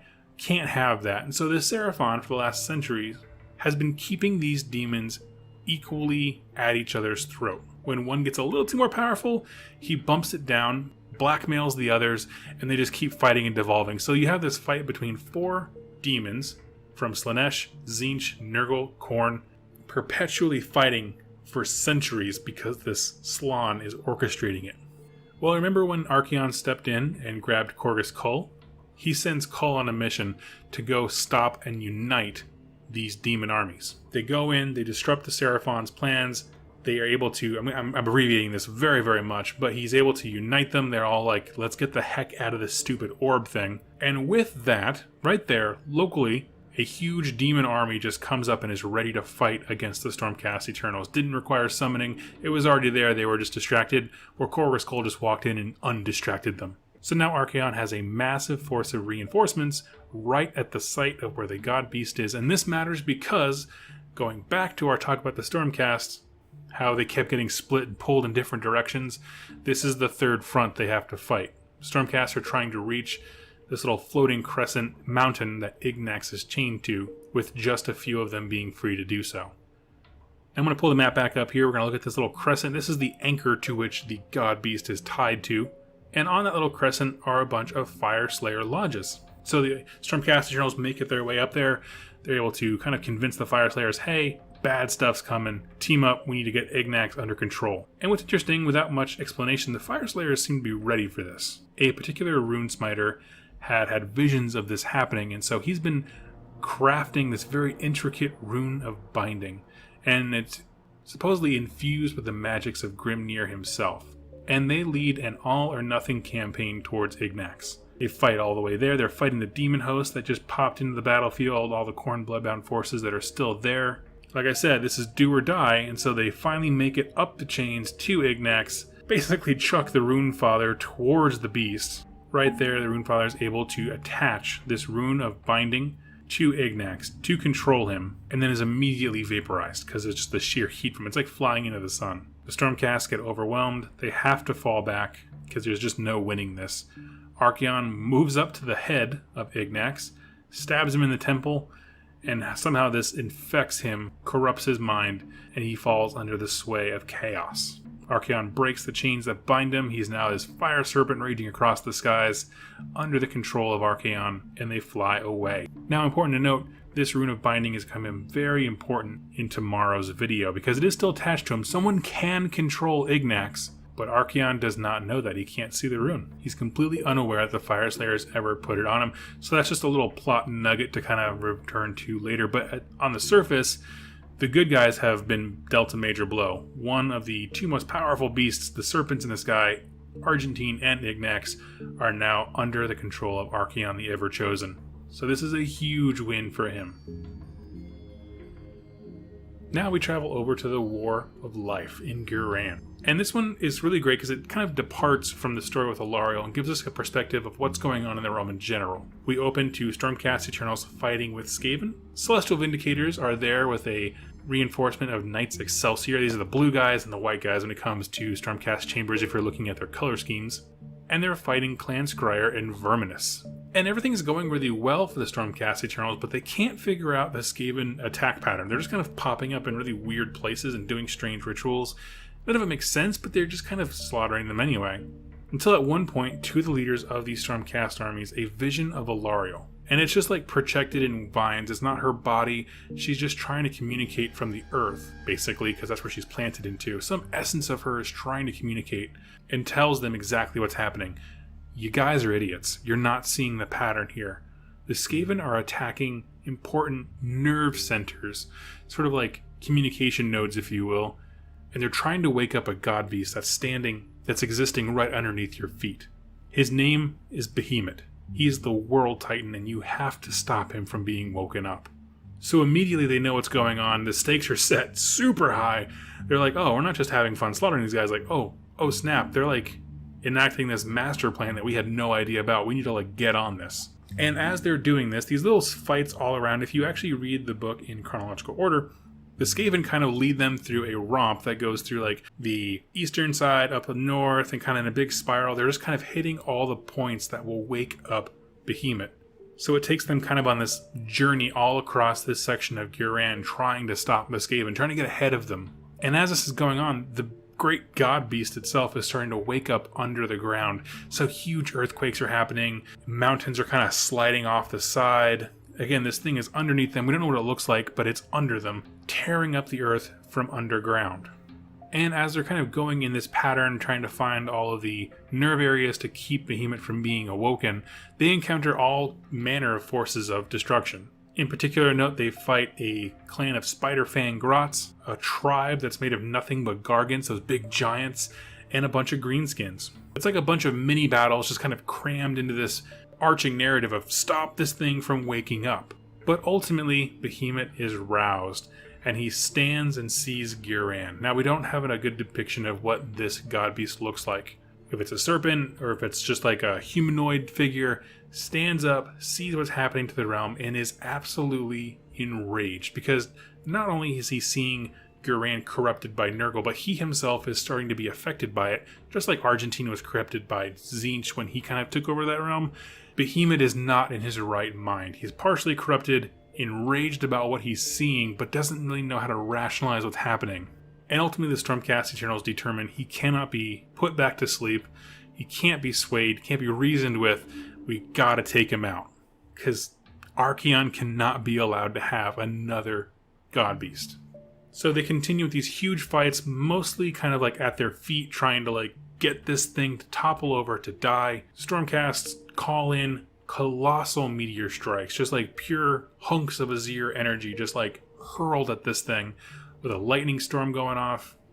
To make a long battle short, they're able actually, all these things kind of converge, hit Behemoth in the skull, and are able to kill the god beast himself. He falls, and it's like a continent falling, hits the earth, decimates everything. The entire region of the map that we've just been exploring, the entire section we've been running around trying to stop them from waking him up, it's all gone.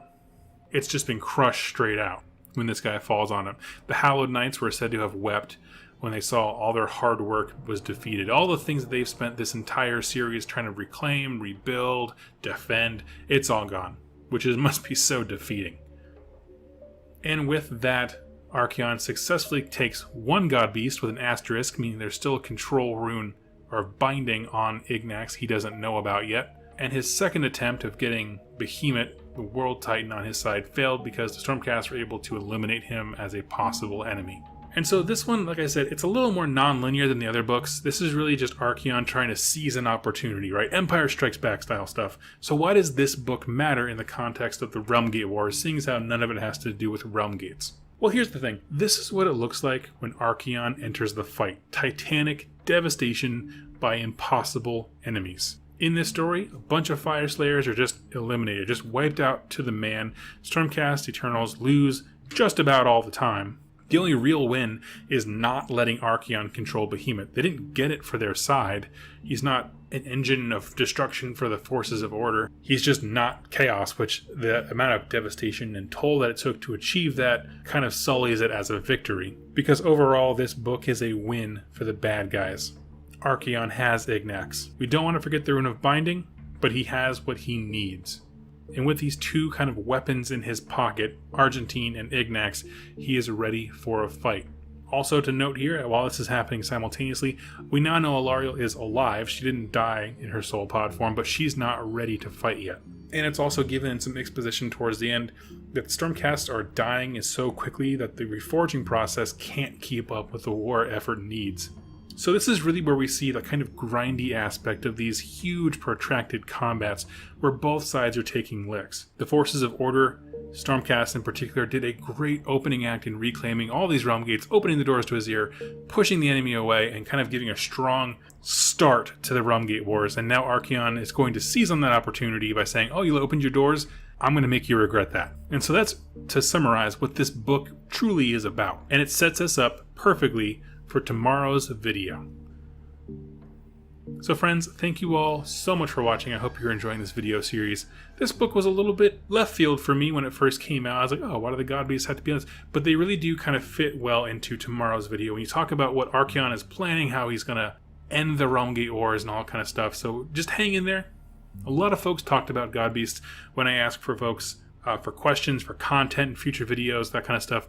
A lot of people have questions about god beasts simply because they kind of don't fit always into some of the more prominent narratives that we see, but they are a really cool thing. They add a lot of flavor and fantasy elements to the AOS universe, and I just think they're awesome. But I'd love to hear your thoughts on this video. Go ahead, click subscribe, leave in the comments down below. Tell me what your thoughts are on the god beast. I think it'd be a really fun discussion to have.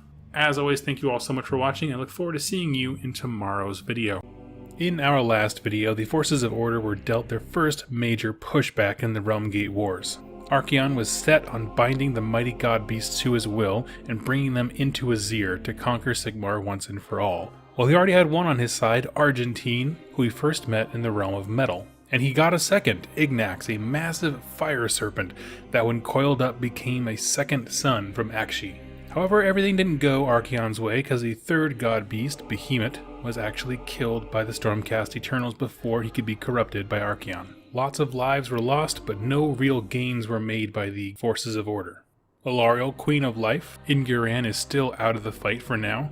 Nagash isn't even on the board, and all this stretching out the forces of the Stormcast, spreading all across the realms, trying to build back the Pantheon with Allariel and Nagash so far have yielded little to no fruit. So today we're going to conclude the Realmgate Wars series of campaign books by looking at the final book in the series, Allgates. And this book really does jump around realm to realm to realm. So before I jump into the individual areas, I'm going to give you the big idea, the big picture of this book. Archaon's reach for the god beasts went well on the whole. He has 2 on his side, the forces of order have 0 to our knowledge, and there are more god beasts out there that he would like to have. But order has a better plan, which is the original plan. Don't race for god beasts, hit Archaon where it hurts. To do that, we need to do a little exposition. There exists a place that has a realm gate to every realm. Imagine one centralized location that had a gate to every single realm in the mortal realms. This location is called the All Points. We talked about this a little bit in my coverage of the realm gates themselves, so I'll go ahead and link to that video here, but it's an incredibly strategic and important location. If you own it, you can send forces literally anywhere. These gates are massive, as you can see in the picture here, and so you can literally move entire armies, colonies, continents worth of people through these things with relative ease compared to just traveling on foot. Now, that's the location itself, the All Points. If you're on the other end of one of those gates, we call this gate an Allgate. An Allgate is literally just a realm gate that goes to the All Points. To that end, there's only 8 of them in existence, which makes sense. And so Sigmar's plan is, we're going to lock the allgates. This way, even though Archaon, who controls the all points, can get anywhere right now, and all the forces of chaos can go everywhere they want to be and infest everything around them, if you lock the door on the other side, the all points starts to matter less. And that's exactly what the plan is. Right now, the only one that's locked is the gate to Azir, which is closed by Sigmar when he withdrew back in the Age of Chaos. And by stopping the flow of chaos reinforcements, Sigmar's plan is to slowly choke out the grip that chaos has on the mortal realms. Because here's the thing, Archaon has godbeast, and that's good for him, but they don't matter if they can't get to where the fight is. If they can't go realm to realm, that means they'll never make it to Azir, and then they're stuck wherever they are. Now, as I mentioned briefly before, Archaon does have a massive fortification network. He has tons of reserves located at all points. Just in case any of the realms need reinforcements, he sends them off through the gate. It's really an incredibly brilliant system that he has. And so this book, Allgates, is Sigmar's massive campaign to shut all of the allgates, meaning all the doors that lead to the all point, simultaneously. And it has to be timed perfectly, and we'll soon see why. So the course of this book is going to go realm to realm, every single one of them except Azir, because that one never opened. Obviously, he wouldn't open the gate to Azir in the middle of a Chaos Fortress right there. But we're going to go realm by realm and see what the fate of each allgate is, and at the end of this, we'll have a good tally and score for how effective the Realmgate Wars were for the forces of order. So starting in Ghyran, the Realm of Life, we get a little bit of description of what's been going on with Allariel. Last we saw, she had degenerated back into being a soul pod, was planted in a very special place by the Hallowed Knights. She appeared in some kind of spirit form to the Stormcast who were trying to defeat Behemoth, the godbeast from the last book, but she hasn't made a physical appearance. She's been using this time to heal her soul, to take in what's happened to her realm, because she was just hiding in Athelweird for so long, she didn't see the devastation. She's taking it in. She's finding peace about what needs to be done, like resolving to herself what actions need to be taken, and then becoming incredibly mad about the things that chaos has done and the things that they've taken away from her. As that kind of peace comes through and the rage starts to build up, so too does her consciousness come back. At this point, the ground begins to shake, and she busts out of the earth in a tidal wave of power and energy, and she begins to sing a new song. This is a reoccurring theme in the Sylvaneth. They don't really speak to each other so much in a language, rather than they just kind of hear a song on the wind, and that's how they generally communicate.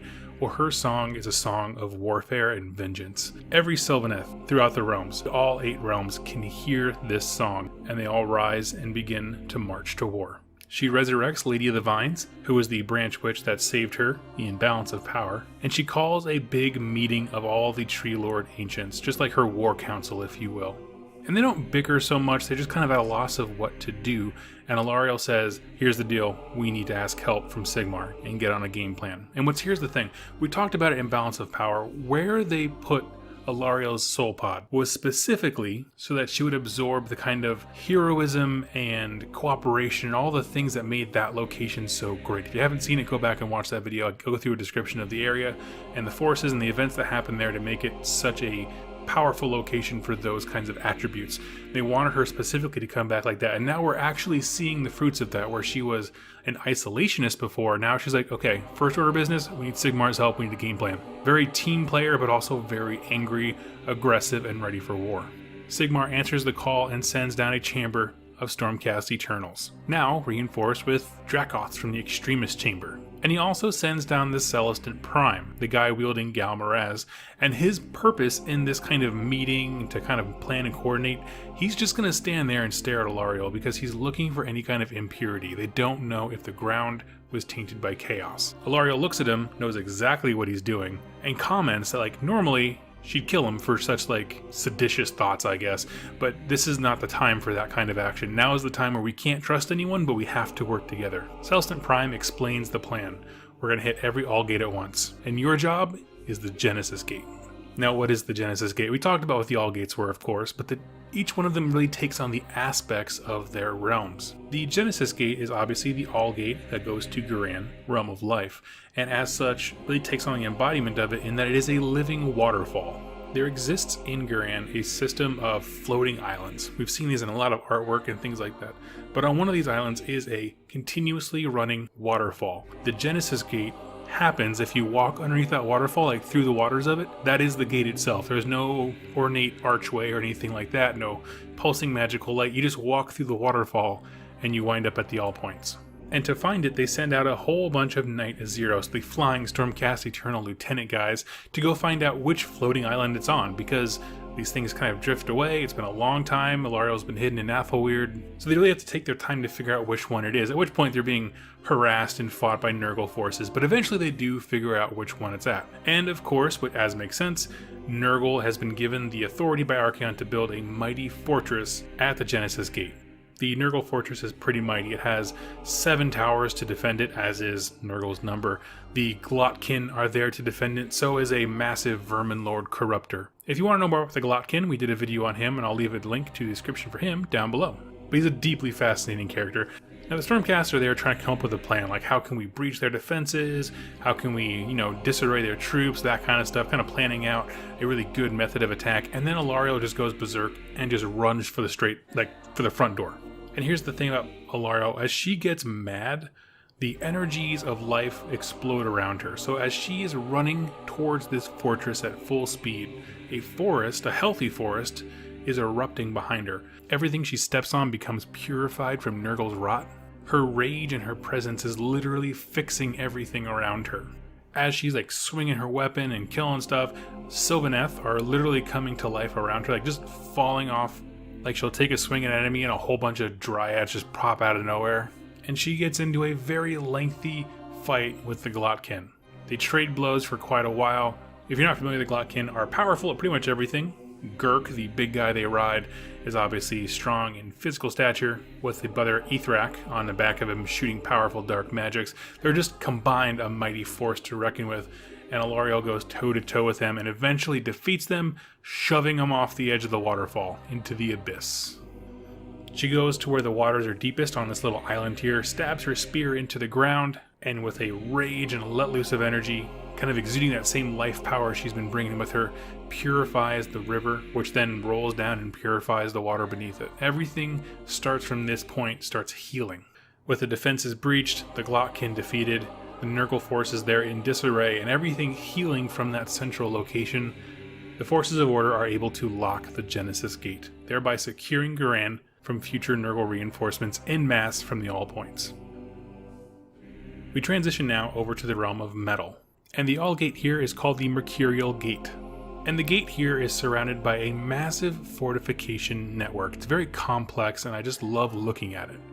It's called the Iron Holds collectively. It's just a bunch of mini fortresses and redoubts, but it requires special mention because of its origins. Back when Sigmar first discovered the All Points, he immediately realized the tactical significance of the location by being able to send troops wherever. This could be terrible if it fell in the hands of the enemy.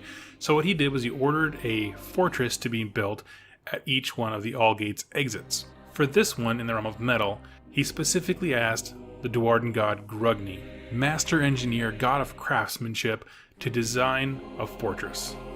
And he put some serious work into it. This is a collection of dark, jagged, sharp, foreboding towers. They're built and they're intermingled on gears and cogs, and so this fortress is in perpetual motion, so you can't really plan a siege of it because it's always moving. You can't scale its walls, it'll crush you as it rotates in. Those fortress walls defend a sea of molten silver, which has been filled with monsters of Cheman. And above it, it has flying mines and archery positions that make it impossible to fly over. And our Stormcast friends plan to take the fortress with the aid of the Fire Slayers, specifically the Greyfjord Lodge. And Sigmar's plan is pretty brilliant. He has over 40 Stormcast Eternal Chambers ready to roll for this. But he knew that they were going to fail. They could not breach the gate from the outside. But they were intended to act as a distraction, because there was a much smaller force of Fire Slayers and Celestial Vindicators that was going to go underground through tunneling, which had been done by the Fire Slayers beforehand. They're going to tunnel up through the ground along one of the cliff edges and then open the gate from the inside, kind of a Trojan horse style attack, if you will. And initially this plan goes perfectly. Everyone's mounted the walls, they're all looking outside. The Celestial Vindicators and the Fire Slayers burrow up into that center little island and begin laying waste to the defenders from the rear. And this goes pretty well until their ground stirs and the river of molten silver begins to kind of flux and bubble and wash around. And Argentine, the silver worm, the one we met in Quest for Ghal Maraz, Silver Serpent, raises up out of that pool, seeing what's going on, and is livid with it. He stretches up, he reaches his head back, kind of like getting an attack ready. He's going to be unloading a whole bunch of warp flame on these guys. And just as his head is kind of bowed back and ready to strike, Dracothian, who is the god of dragons who we spoke about before, who distracted him last time when they were in the Quest for Ghal Maraz, zooms in, sees what's happening, scrapes up Argentine, and the two of them go tossing and fighting amongst the sky. Now, this is also happening at the same time as Tzeent's sorcerers and wizards are playing a mind game. They're whispering lies and telling secrets to literally everyone. The Fire Slayers, the Stormcast Eternals, even their own men, to tell them that they can win. So what we have when we talk about this battle in its totality is this kind of insane looking fortress with our heroes being attacked both physically and mentally while under the backdrop of two godbeasts fighting in the sky. So this is really, really cool.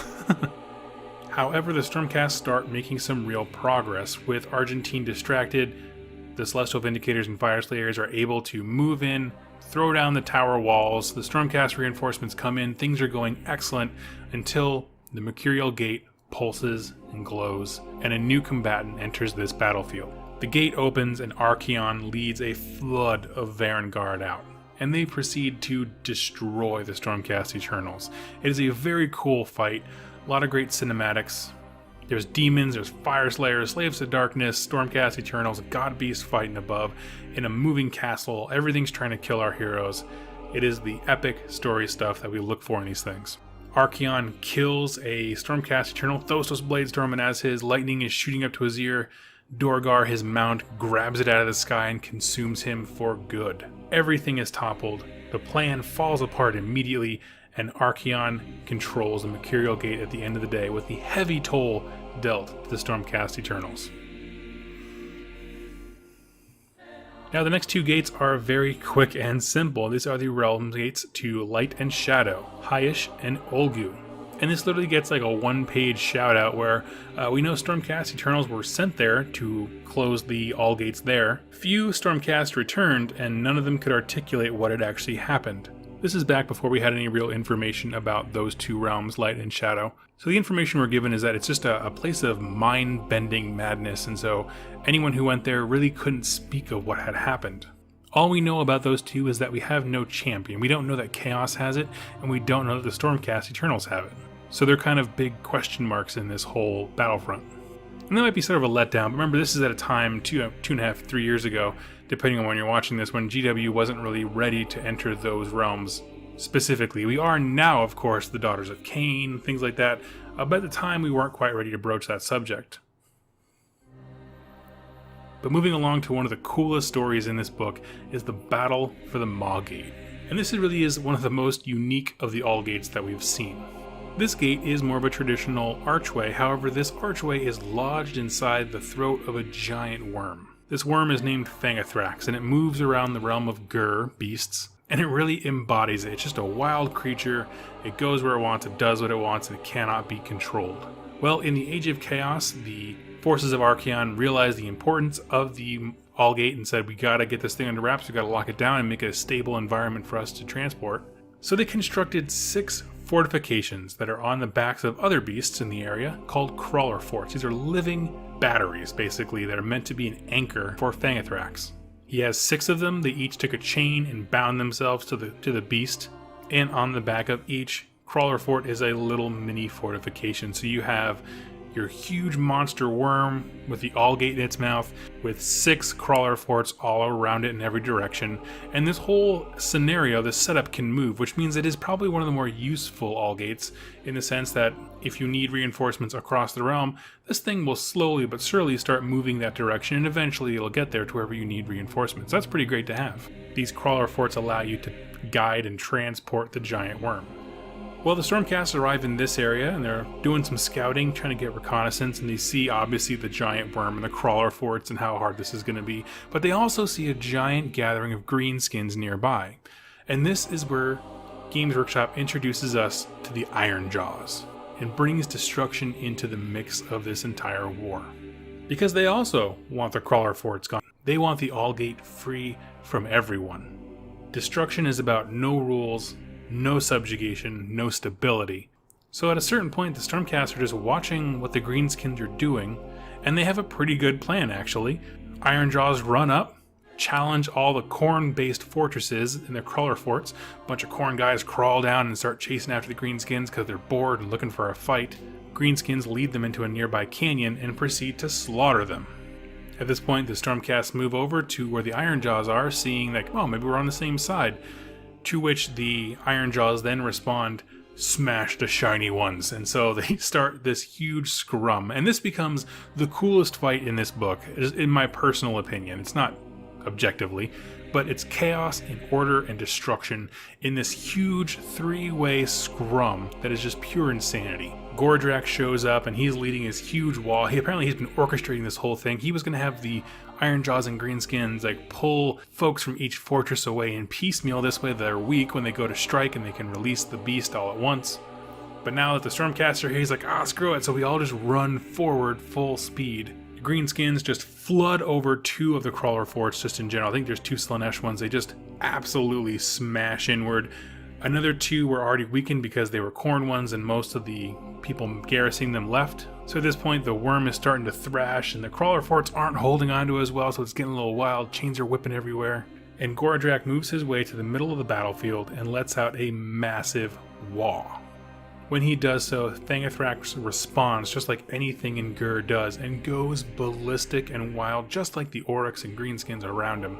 He thrashes hard, snaps the chains, and immediately burrows into the ground. Now remember, while he's burrowing, there's this door in his mouth, and chaos reinforcements are actually still coming through it. So imagine going through a door to expecting a fight, and all of a sudden you're just digging into the ground. It's a horrifying thought. And from there, now the Allgate is on its way out of the battlefield. No one secured it. The Stormcast, Eternals, and Chaos are just fighting each other in this huge three-way match with Gordrak. And it's funny because the book actually makes this like point where they're all kind of helping each other and hurting each other at the same time. Like Stormcast and Chaos guys will be fighting, and right when a Stormcast is about to get struck down, an Ardboy will come in and axe the Chaos guy who was trying to kill him. Okay, well now Stormcast guy is safe. And Stormcast guy will stab that Ardboy straight in the face, inadvertently saving the next Chaos guy that was next to him. Okay, now he's helping Chaos. And so like you can see the madness of this battlefield just absolutely erupts, and the Realmgate is well on its way away from this picture. The Stormcast, Eternals, and Chaos are eventually killed to the man. In the end, no one gets the Realmgate, but everyone respects Gordrak and the forces of destruction, and the unbound fury of nature and its savagery enter the war at this point. Next story is we move over to Shyish. And their Allgate is called the Endgate, which makes sense. It's the realm of death, a time of endings and things like that. So yes, the Endgate. And the Stormcast Eternals, the Anvils of Heldenhammer, are there. And since we last saw our friends, they had made an accord with the emissaries of Nagash that they would have a unified army, Death and Stormcast Eternals. They would go and they would take this Allgate together. Well, the clock's ticking and the forces of death don't show up, so the Anvils of Heldenhammer, knowing that all these things have to happen simultaneously, just go in without these reinforcements. And they are stoic, they fight well, and they are given a warrior's death, but every single one of them is wiped out because there just wasn't enough strength to take the gate. So this one is owned by Chaos. Not really an epic story, there's not a whole lot of information given. Really the point of this bit of information about the Endgate is to show us that Nagash has turned his back on the Pantheon. He's not interested in teaming up, and he's not a man of his word. Which, of course, as we move into Soul Wars, which is the current narrative series, is going to become very relevant. The last of the realm gates to be fought for is in the realm of fire, Akshi, and this is the Brimfire Gate, surrounded by a Khorne fortress called the Keep of Skrathax. And for this mission, Vandus Hammerhand, the leader of the Hammers of Sigmar, is sent back to Akshi to finish what he started in the Brimstone Peninsula. Now let's talk about this Keep of Skrathax just for a minute here. It's basically there's a gate in the center and there's concentric rings around the outside of it. In between those rings are moats of magma. This is like near a volcano or built on top of one. So you can imagine this is actually fairly well defended because you could just guard the bridges essentially between these moats. Khorne's power exudes all over this place and emanates with darkness from each of the keep walls, to the point where Sigmar can't actually shoot his lightning into the keep itself, so he can't really do his whole fire the Stormcast Eternals directly into the battlefield strategy. Last little thing to notice, that each of these keeps had sort of a mini fortification in it. So here's the plan. The Stormcast Eternals are going to land nearby, and they're going to send scouts, a whole fleet of prosecutors out there. These are the flying soldiers with wings, to go and first of all scout out, look for weaknesses, what part of the circles surrounding the fort are the less guarded ones that we can attack and actually get some footholds in.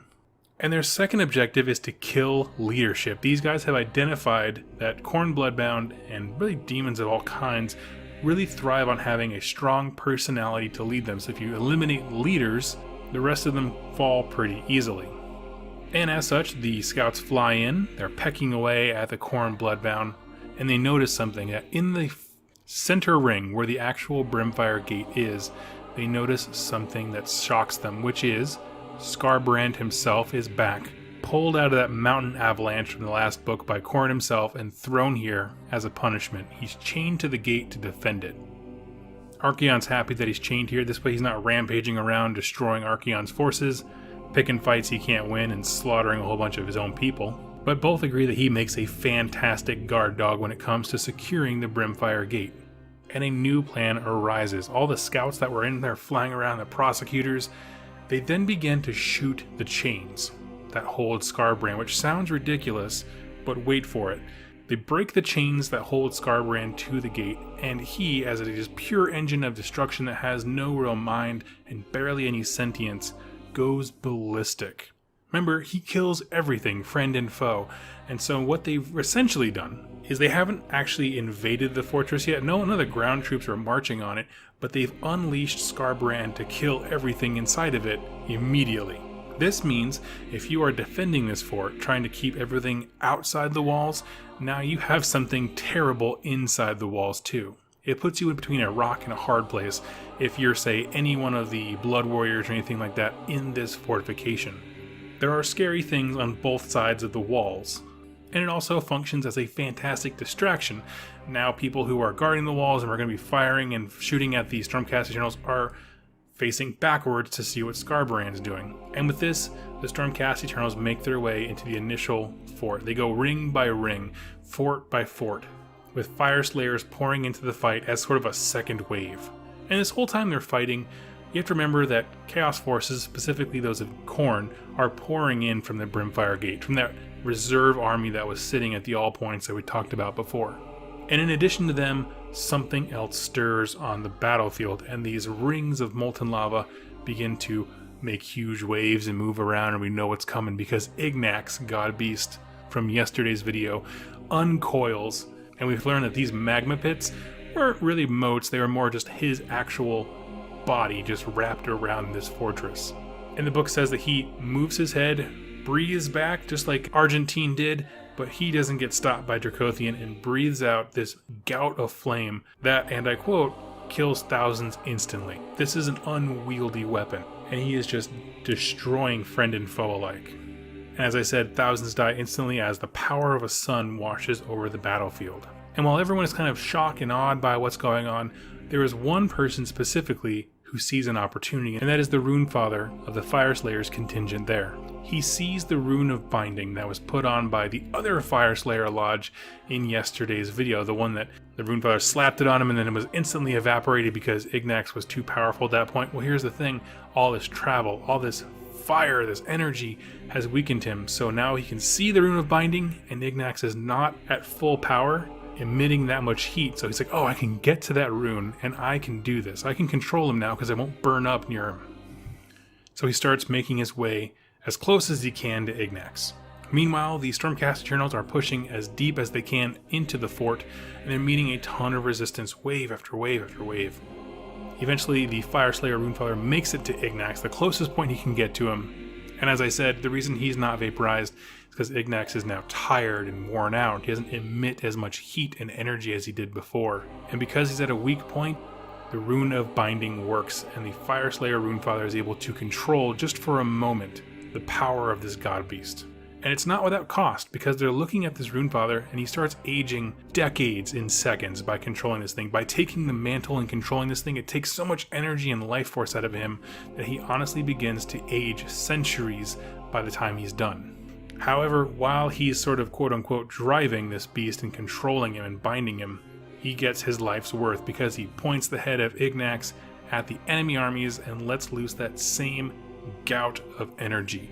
And not only does it destroy a ton of Khorne forces, but it also obliterates the defenses along these concentric rings, making a straight and narrow path for the Stormcast to march directly towards the Brimfire Gate. The Runefather then, with his last bit of life force used to control the godbeast, dies right away, and Ignax, who now has given out 2 massive blasts, a lot of travel, a lot of energy spent when these godbeasts are used to sleeping and slumbering, coils and runs away.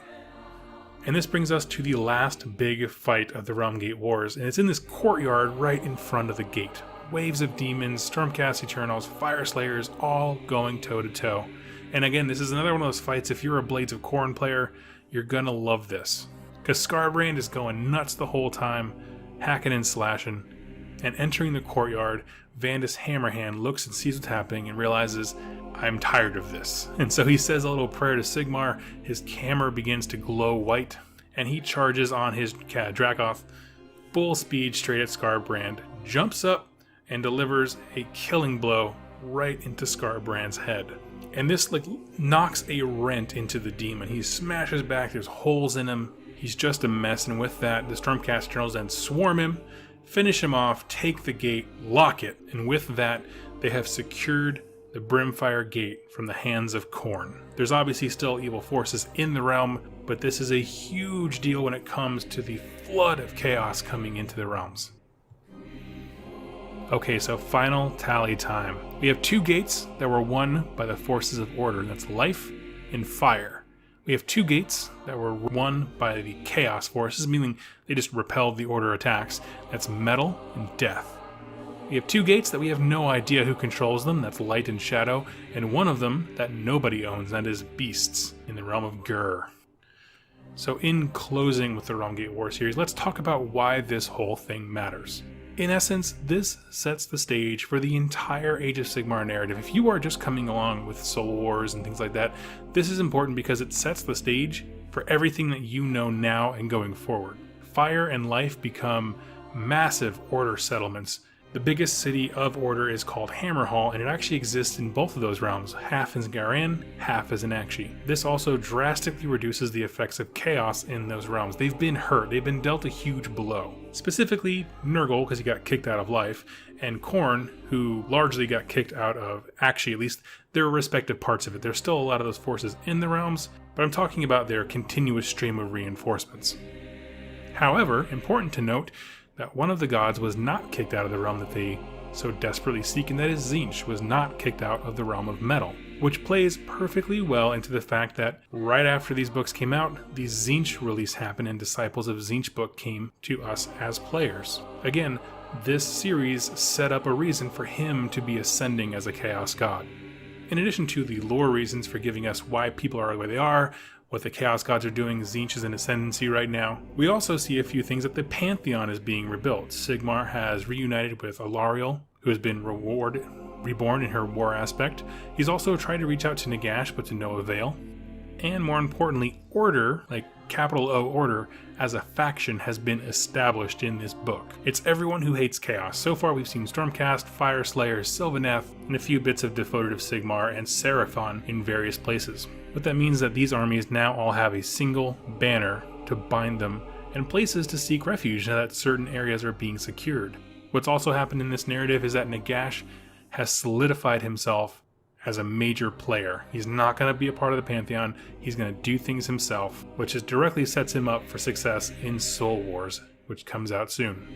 And just like Nagash, the forces of destruction have said no more. No more control, no more subjugation. Gordrak, Fist of Gork is here, and he's going to tear everything down. So kind of stepping back to a bird's eye view, the players have been set, meaning the 4 grand alliances, and so has the board, meaning where everyone lands on it. Order has some cities, Chaos still has a lot, I would say most of things, but Death and destruction are now major players and have to be addressed. And while this story arc is mostly about order versus chaos, it's pretty easy to see, Soul Wars is coming out that really follows the rise of death as a faction and takes Nagash from being some kind of isolationist loner to really giving us a reason why, no, he's a huge player, and the Pantheon has to be wary of him. And we are going to be diving into that soon, friends, because the Realmgate Wars have set the stage for his re-entry into the mortal realms. So thank you all so much for watching. I really hope that you've enjoyed this week. I have enjoyed making it, put a lot of work into it, and I think that has really paid off. I'd like to thank you all so much for watching, and I look forward to seeing you in my next Age of Sigmar lore video. Thank you, and happy wargaming.